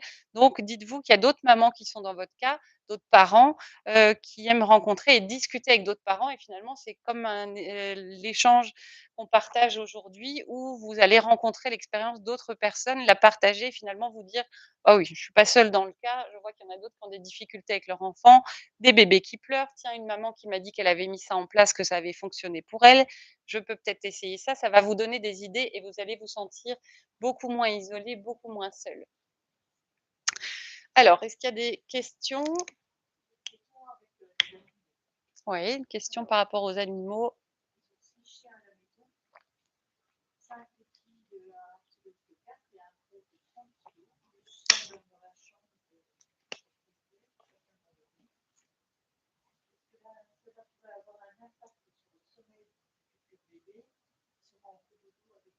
Alors, on a le cas d'une famille là où il y a un grand chien et des bébés et 5 petits chiens. Alors je sais pas si c'est des oui, c'est peut-être pas forcément des chiots, je pensais aux chiots, mais où il y a plusieurs, chiens en tout cas, qui dorment dans la chambre des parents. Alors là, clairement, il faut mettre les animaux dehors. Vous pouvez pas avoir le bébé dans la même pièce que vos animaux.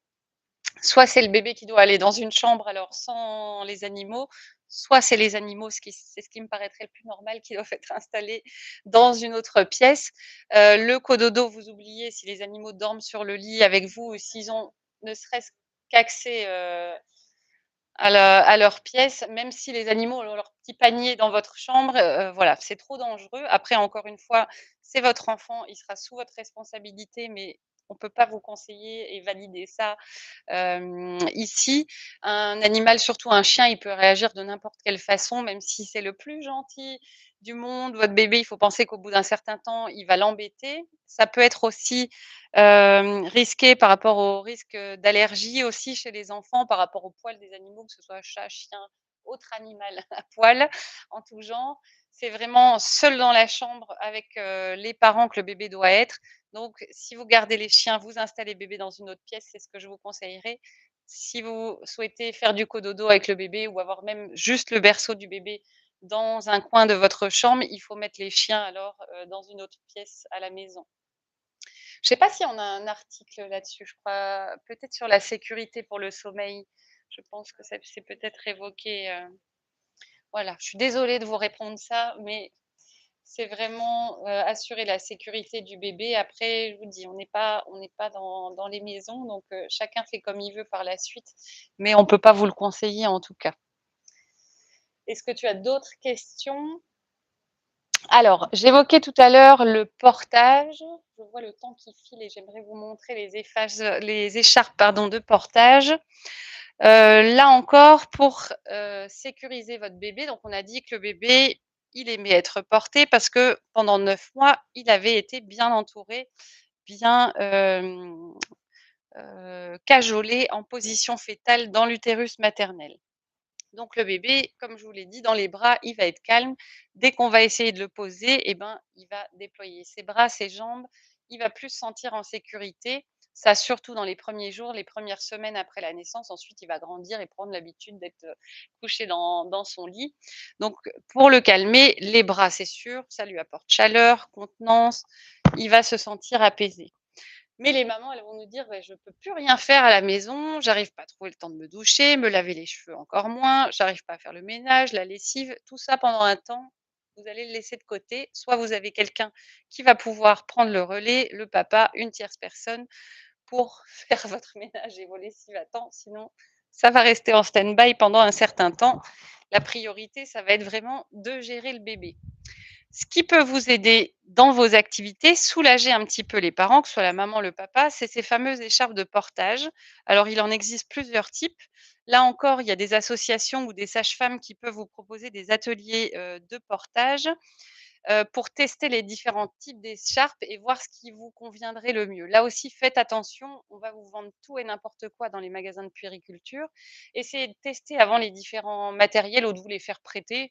Souvent, on s'en sert quelques semaines ou on investit dans plein de trucs, finalement, on s'en sert pas. Vous avez sûrement des amis qui ont des écharpes de portage, des porte-bébés à vous faire essayer.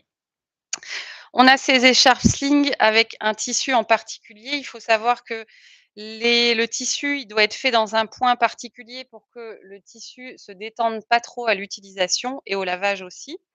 Ces écharpes sling, elles doivent faire, allez, un peu plus de 2 mètres de longueur. On va pouvoir les replier, passer les pans de tissu dans les anneaux et je vais vous montrer grosso modo comment les porter. Elles sont assez pratiques, moi je trouve, parce qu'elles sont moins longues que les écharpes classiques. On va les passer comme ça et ramener finalement les boucles ici au niveau de l'épaule. Je ne vous fais pas un cours magistral sur le portage, simplement vraiment une découverte un petit peu du matériel qui existe. Je vous invite vraiment à participer à un atelier pour qu'on vous montre comment le bébé doit être installé en sécurité, faire les nœuds corrects, poser l'écharpe pour que ce soit agréable pour vous et que votre bébé soit installé en sécurité. Ici, vous allez pouvoir avoir une petite poche dans laquelle vous allez pouvoir accueillir votre bébé.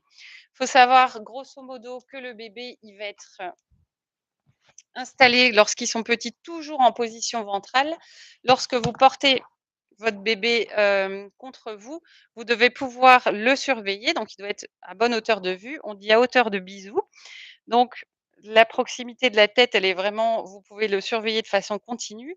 On peut faire par la suite chez des plus grands des portages dans le dos, mais ça, c'est pas pour les petits. Hem, le bébé, il va être installé un petit peu en grenouille comme ça avec les jambes relevées. Ça, c'est la position physiologique chez le bébé. On va pouvoir remonter le pan de tissu dans son dos et venir resserrer ici les pans de l'écharpe jusqu'à bien envelopper le bébé et que de mon côté, j'ai l'écharpe aussi déployée au niveau de mon dos. Bon là, je ne l'ai pas du tout serrée parce qu'avec le micro, sinon je vais faire des bêtises. Elle est déployée aussi au niveau de mon épaule pour que ce soit confortable pour moi, de porter bébé. Là, je vais pouvoir lâcher mes mains pour, pouvoir, voilà, me faire une tisane, boire un verre d'eau, me déplacer dans la maison et vous avez le bébé qui est porté en écharpe en sécurité. Alors peut-être que le bébé au début, lorsqu'on n'est pas à l'aise pour l'installer, il va peut-être râler le temps de trouver sa place dans l'écharpe, mais par la suite, il y a des mamans, des parents qui sont très à l'aise. Vous allez pouvoir allaiter votre bébé, il va pouvoir s'endormir comme ça contre vous et le fait d'être porté, d'être en, mouvement avec le bébé, ça lui rappelle finalement la grossesse, là encore une fois et on a un bébé qui va se calmer beaucoup plus vite. Là aussi, ça ressemble un peu à l'emmaillotage où le bébé est parfaitement, entouré et retrouve un petit peu cette position fœtale. Est-ce que tu as des questions, Françoise? Alors, on va terminer d'abord peut-être sur le portage avant de prendre les questions suivantes. Je vous montre encore d'autres modèles d'écharpes. Donc celle-ci, moi, je la trouve pratique à utiliser. Ensuite, on va avoir ces systèmes de grandes écharpes, là aussi dans un tissu qui ne va pas bouger. Mais celle-ci, elle peut faire aller facilement 3-4 mètres de longueur. On a une vidéo normalement disponible sur le site Acteurs de ma santé sur le portage. Il y a des nœuds en particulier. Là aussi, on peut porter le bébé sur le ventre toujours pour les petits et par la suite avoir un portage de l'enfant dans le dos avec ses grandes écharpes. Il y a des mamans qui préfèrent ça. Moi, personnellement, je ne suis pas très grande, donc lorsque je l'installe, j'aime moins que les bouts de tissu touchent le sol avant d'installer le bébé dedans. Mais pareil, on va réussir avec le nœud à avoir une poche ventrale dans laquelle on va mettre bébé et pouvoir tenir le bébé, le maintenir dans l'écharpe en sécurité et avoir les mains libres finalement pour pouvoir faire autre chose, pour se promener. C'est parfois aussi plus facile pour les parents lorsque vous vous déplacez à l'extérieur avec le bébé que d'avoir à promener avec vous la poussette, le cosy, etc. Le cosy va servir bien sûr pour le siège bébé, comme siège bébé dans la voiture, par sécurité. Ensuite, il y a des cosy qu'on clip sur la poussette. Mais si vous n'avez pas envie de vous promener tout le temps à l'extérieur avec la poussette, le fait d'avoir le bébé en proximité immédiate avec vous, il va être beaucoup plus calme. Ça vous évite d'être encombré par rapport à la poussette. Ça peut être aussi un bon moyen lorsque vous vous promenez à l'extérieur. Il me reste encore à vous montrer ce qu'on appelle les porte-bébés plus classiques qui vont ressembler un peu à un système de sac à dos avec une ceinture ventrale qu'on va clipser ici avec des réglages au niveau des sangles, des bretelles que vous allez pouvoir passer, hop, sur les épaules qu'on va clipser ici derrière. Là aussi, elles s'ajustent, hop, avec un ensemble de sangles. Ça peut être adapté à la maman qui peut être plus petite, le papa qui peut être plus grand. Des réglages, pour ajuster en fonction de la taille de chacun et une petite poche là que vous voyez se dessiner aussi à l'avant, dans laquelle on va pouvoir venir placer le bébé avec les jambes sur le côté, toujours installé avec les genoux relevés dans une position un peu, grenouille. Toujours installé ventre contre le ventre de la maman. Là, on a des systèmes aussi où on peut installer la tête du bébé. Ça fait comme une petite capuche et parfois, vous avez encore un système de réducteur dans la poche. Hop, qui peut être un petit coussin, comme celui-ci pour, réduire un petit peu la profondeur de la poche lorsque vous avez, ben, un nouveau-né par rapport à un plus grand. Ces porte-bébés, les écharpes, elles vont être adaptées vraiment dès la naissance quand le bébé fait aux alentours de 3 kilos. Si vous avez un plus petit, il y a d'autres types d'écharpes qui sont vraiment spécifiques aux tout petits bébés. Donc on peut les avoir vraiment et les utiliser de la naissance jusqu'à un enfant qui a, 3 ans, ou plus. Alors, est-ce qu'il y a des questions par rapport au portage? Donc je vous invite vraiment à aller voir la vidéo qu'on a du portage, qu'on a faite en ligne. Sur, YouTube, vous pouvez aussi facilement trouver, les installations des écharpes, mais je vous conseille vraiment de pouvoir participer à des ateliers avec des professionnels, sages-femmes, infirmières, puéricultrices qui ont été formés pour vous montrer vraiment comment porter bébé, comment utiliser, les écharpes en sécurité. Alors, pas de questions par rapport à ça? OK. On va prendre les autres questions qu'on a reçues sur le chat.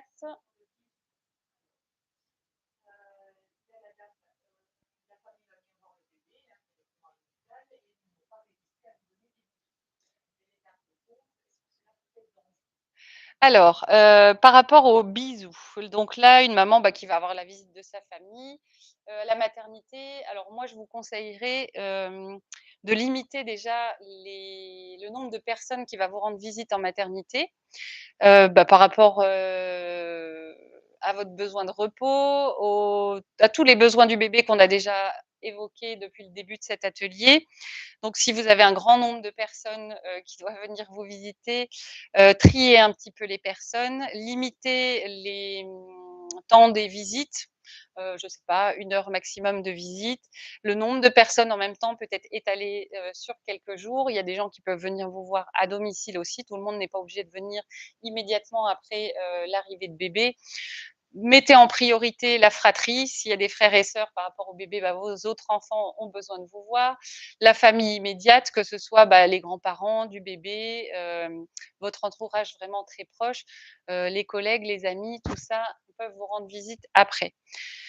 On va aussi, éviter d'accueillir des personnes qui sont malades, enrhumées et cetera. Là, c'est clair qu'il vaut mieux décaler la visite à lorsque la personne sera guérie, plutôt que d'introduire un environnement, une personne qui va porter des microbes, sur lui pendant, votre visite et auprès d'un nouveau-né qui est en train d'établir, lui, son immunité. Maintenant, s'il y a des personnes, là, c'était par rapport au fait d'embrasser le bébé, de lui donner des bisous, à mon sens, et encore une fois, peut-être en tant que maman et en tant que professionnelle, pour moi, il y a que les parents qui devraient embrasser leur enfant et la famille proche, je ne sais pas, les grands-parents, tante, oncle, ça c'est à vous de voir, qui vous autorisez et si ça vous gêne ou pas. En l'occurrence, là, la maman, elle nous dit que ça la gêne déjà que son bébé reçoive des bisous d'autres personnes.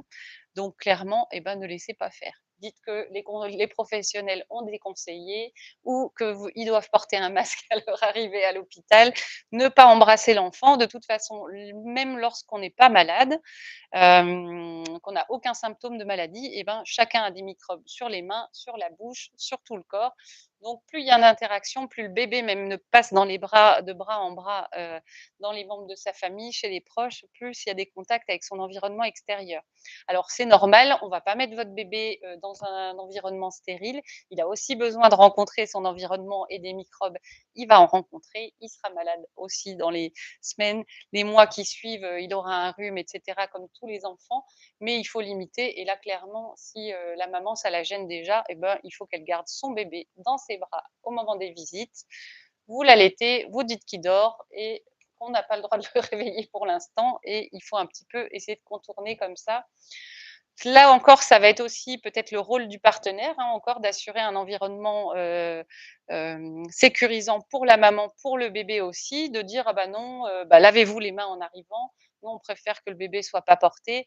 Ne lui faites pas de bisous, il est encore tout petit». Ça, c'est important et ça fait aussi partie de cette construction-là du rôle du parent, d'assurer un environnement sain et sécurisant, pour le bébé. C'est pas toujours facile à faire, hein, de se positionner comme ça par rapport à sa famille, à son entourage, mais vous allez voir que tout au long de la vie de votre enfant, vous allez recevoir des conseils de tout le monde et que de nombreuses fois, vous allez devoir vous positionner comme ça en tant que parent, de me dire, «Oui, j'entends ce que tu me dis, mais moi, je décide de faire, autrement» et les gens doivent respecter ça, bah, sinon il ne faut pas les inviter, à la maternité.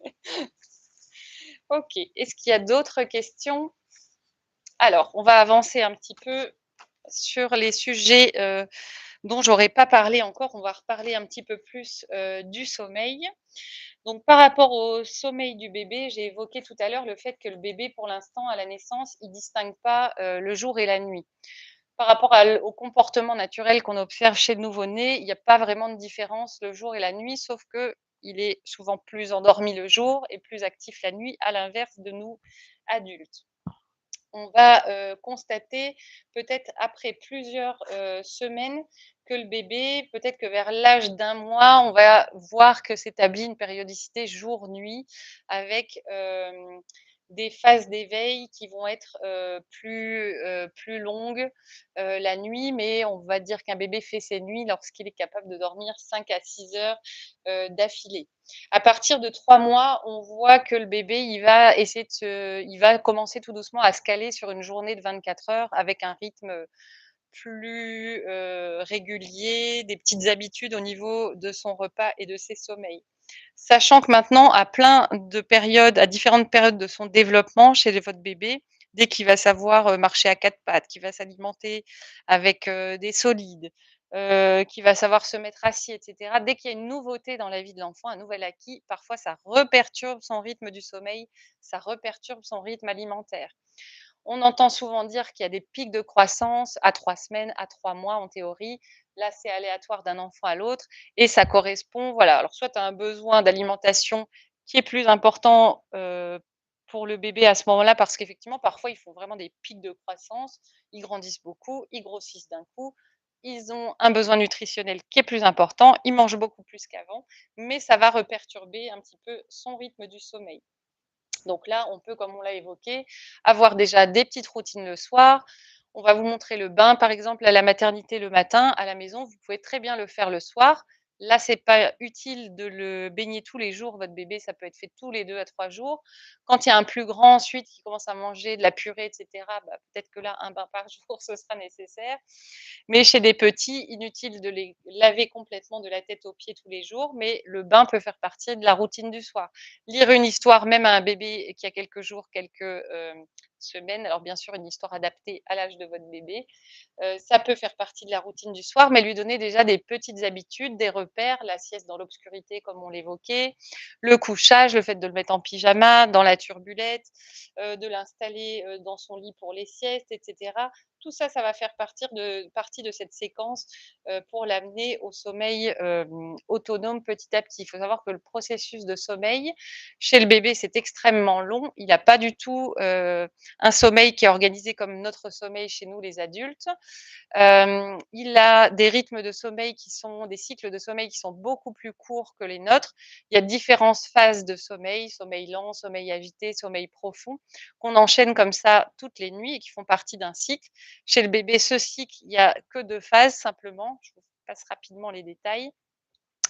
Il y a un livre qui s'appelle «Dormir sans larmes» qui vous expliquera bien les détails par rapport au sommeil du bébé, par rapport à l'âge du bébé et comment se construisent les différentes phases du sommeil. Donc chez un bébé, ces cycles, ils sont beaucoup plus courts. Chez nous, ils durent 1h30. Chez le bébé, ça peut être de 45-50 minutes. Ça veut dire qu'à chaque fin de cycle, nous, on va s'éveiller, par exemple la nuit, peut-être juste se retourner dans son lit, boire un coup, se lever, aller aux toilettes. Le bébé, toutes les 45 à 50 minutes, il va faire aussi ses éveils, sauf que lui, il n'est pas en capacité seul de répondre à ses besoins, comme on l'a évoqué, et donc il va peut-être chercher l'interaction aussi à ce moment-là et pouvoir s'éveiller. Donc ça, c'est un processus long et pour que l'enfant humain soit calé sur une construction du sommeil qui soit la même que celui d'un adulte, c'est jusqu'à l'âge de 6 ans que le sommeil s'élabore. Donc il y a d'abord ces difficultés à distinguer le jour et la nuit, ces cycles de sommeil qui sont beaucoup plus longs, plus courts, pardon, son besoin de s'alimenter de façon régulière, d'avoir de l'interaction au cours de la nuit via l'aide d'un adulte. Et puis après, il y a ces phases de sieste qui s'organisent chez les bébés qui ont plusieurs mois, avec une sieste le matin, une sieste l'après-midi, puis ce sera la sieste de l'après-midi qui restera. Il y a aussi des différences individuelles, des petits, des gros dormeurs chez les enfants, comme il y a des petits et des gros dormeurs chez les adultes. Certains adultes dorment 5 heures la nuit et ça leur suffit. D'autres, s'ils n'ont pas 8 heures de leur sommeil, ils seront exécrables le lendemain. Ça dépend vraiment des personnes. Chez les bébés, c'est pareil, il y a des différences individuelles. Et donc tout ça, eh ben, ça va se construire au fur et à mesure de la croissance de votre bébé. Il faut respecter le sommeil du bébé. Ça, c'est un autre besoin que j'évoquais au début de cet atelier, c'est le besoin de protection. Donc, on protège son bébé via la sécurité qu'on va lui apporter, bah, le couchage en sécurité, respecter ses pleurs, le répondre à ses besoins lorsqu'il a un épisode de pleurs, respecter ses périodes de sommeil aussi, c'est important, et lui donner le besoin d'affection aussi. On sait que un bébé, si on s'en occupait «simplement» entre guillemets, de lui donner à manger, de lui changer sa couche, de lui donner le bain et que pendant tout le reste du temps, il était installé dans un lit ou même simplement avec des jouets, un enfant sans l'interaction d'un adulte, avec lui, il aurait des manques affectifs et il pourrait pas se développer de façon optimale aussi sur le plan, d'un point de vue moteur. Donc ils ont vraiment besoin qu'on leur parle, qu'on discute avec eux. Votre bébé, il comprend déjà beaucoup de choses, donc quand vous leur faites des soins, expliquez-lui que là, vous allez changer sa couche, que vous allez lui donner un bain. S'il va chez le médecin, bah, qu'on va le déshabiller, qu'on va l'ausculter. Souvent, les professionnels aussi doivent expliquer quels gestes ils posent, sur le bébé lorsqu'ils écoutent simplement, par exemple, le cœur et les poumons pour le pédiatre. C'est important qu'on explique à l'enfant ce qui se passe pour rassurer. Ça rassure le bébé, mais aussi les parents de savoir ce qu'on essaye de faire chez le bébé et ce qu'on va faire, lorsqu'on l'examine. Donc parlez-lui, c'est hyper important.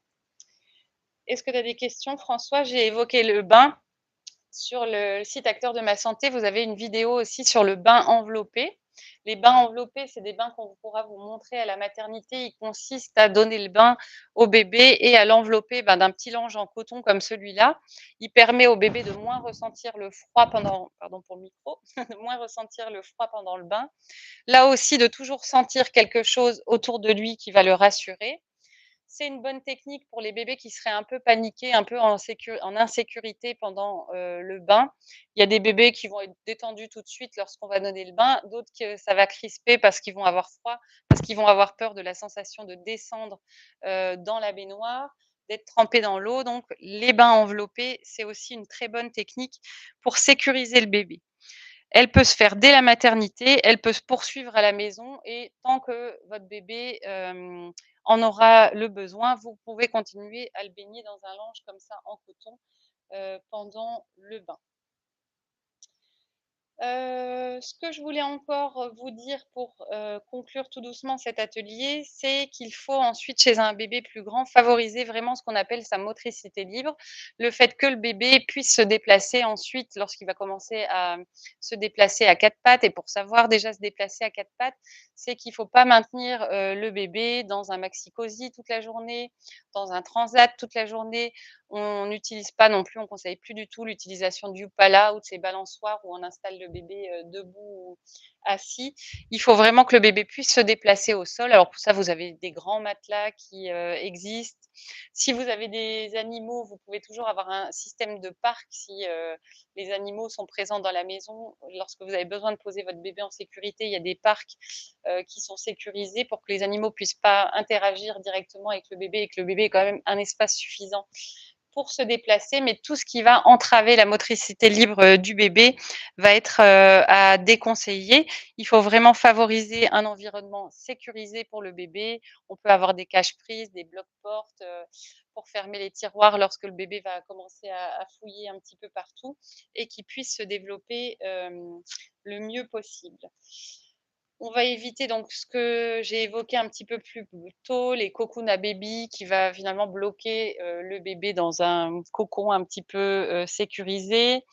On peut aussi vous vendre parfois des coussins anti-tête plate, ce qui va vraiment éviter ce qu'on appelle les plagiocéphalies, les déformations au niveau de la boîte crânienne chez les bébés.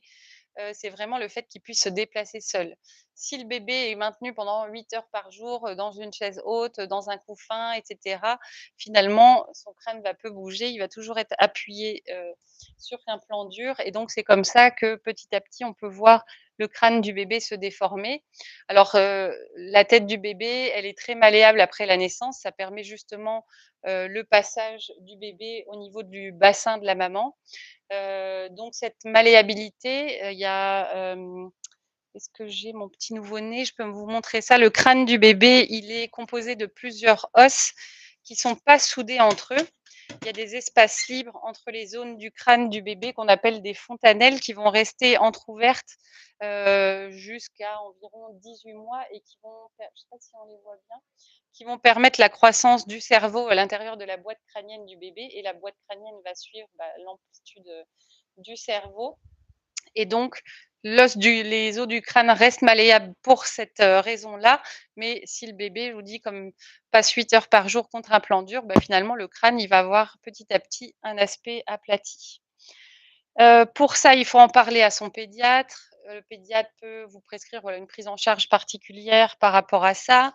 Il peut y avoir aussi des bébés qui ont des torticolis, des choses comme ça qu'on remarque pas tout de suite à la maternité, mais plus tard, c'est les parents qui vont nous dire: «Tiens, j'ai l'impression que mon bébé, quand je le couche sur le dos, il a tout le temps la tête couchée côté droit» et là, on peut s'apercevoir qu'il y a des tensions au niveau, du cou, de la nuque, du dos des enfants qui sont liées à leur position pendant la grossesse, qui peuvent être liées, au moment de la naissance, à des difficultés. Donc n'hésitez pas à en parler au pédiatre. Il vous orientera vers des professionnels adéquats, que ce soit kiné, ostéopathe formé en périnatalité, accompagnement d'une sage-femme, de la consultante en lactation, parce que ça peut jouer un inconfort chez le bébé, ça peut jouer sur plusieurs plans par rapport à ses besoins. Donc n'hésitez pas, voilà, à en parler aux professionnels, sages-femmes et pédiatres qui vont vous accompagner, tout au long de la vie, de votre bébé et de son développement. Des questions?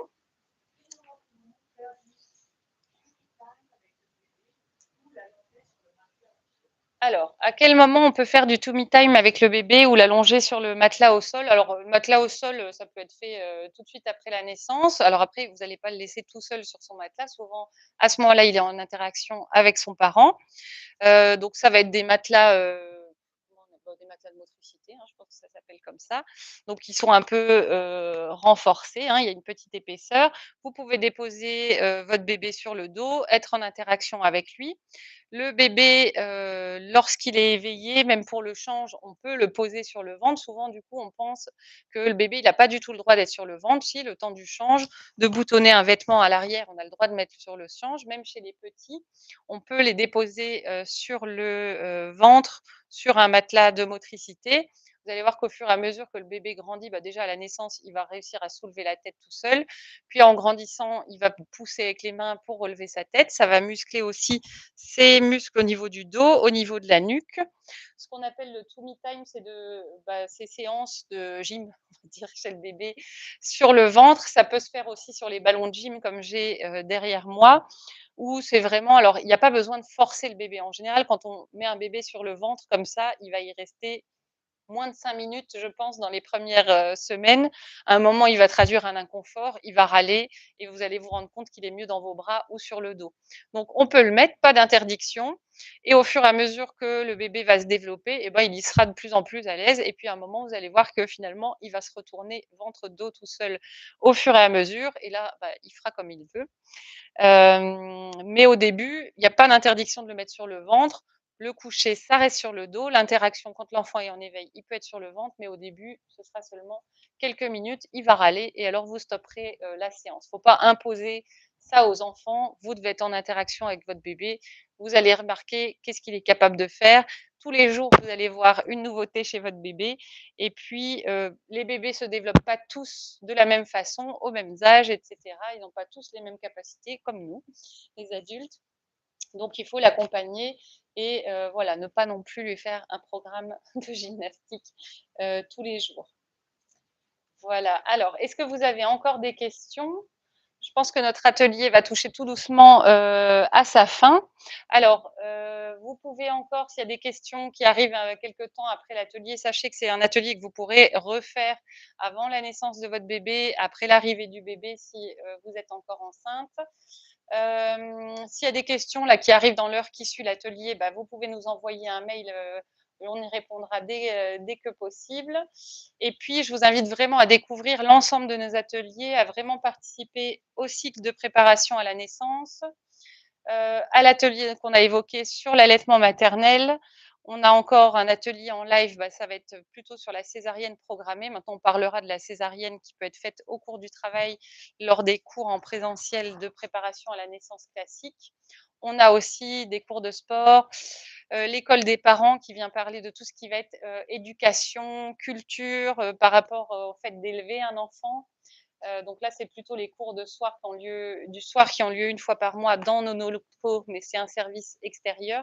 Là aussi, sur leur site, la Kannerstrasse ou l'école des parents, ils ont par la suite des ateliers à thème sur l'éducation, l'arrivée de l'enfant dans une famille recomposée, les écrans et les enfants. Il y a plein de choses qui existent. Ça, c'est aussi intéressant d'aller voir.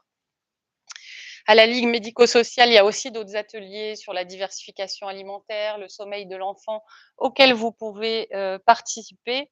C'est vraiment ce qu'on veut vous donner, c'est un ensemble d'outils, de professionnels auxquels vous pouvez faire appel si vous avez des questions, si vous vous sentez seul et pas forcément toujours la réponse. Et nous, on n'aura pas forcément toujours une réponse, mais un panel de pistes à explorer pour l'arrivée de votre bébé.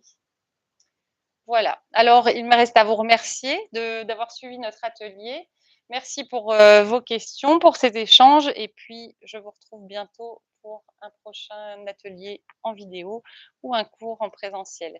Bon après-midi à vous.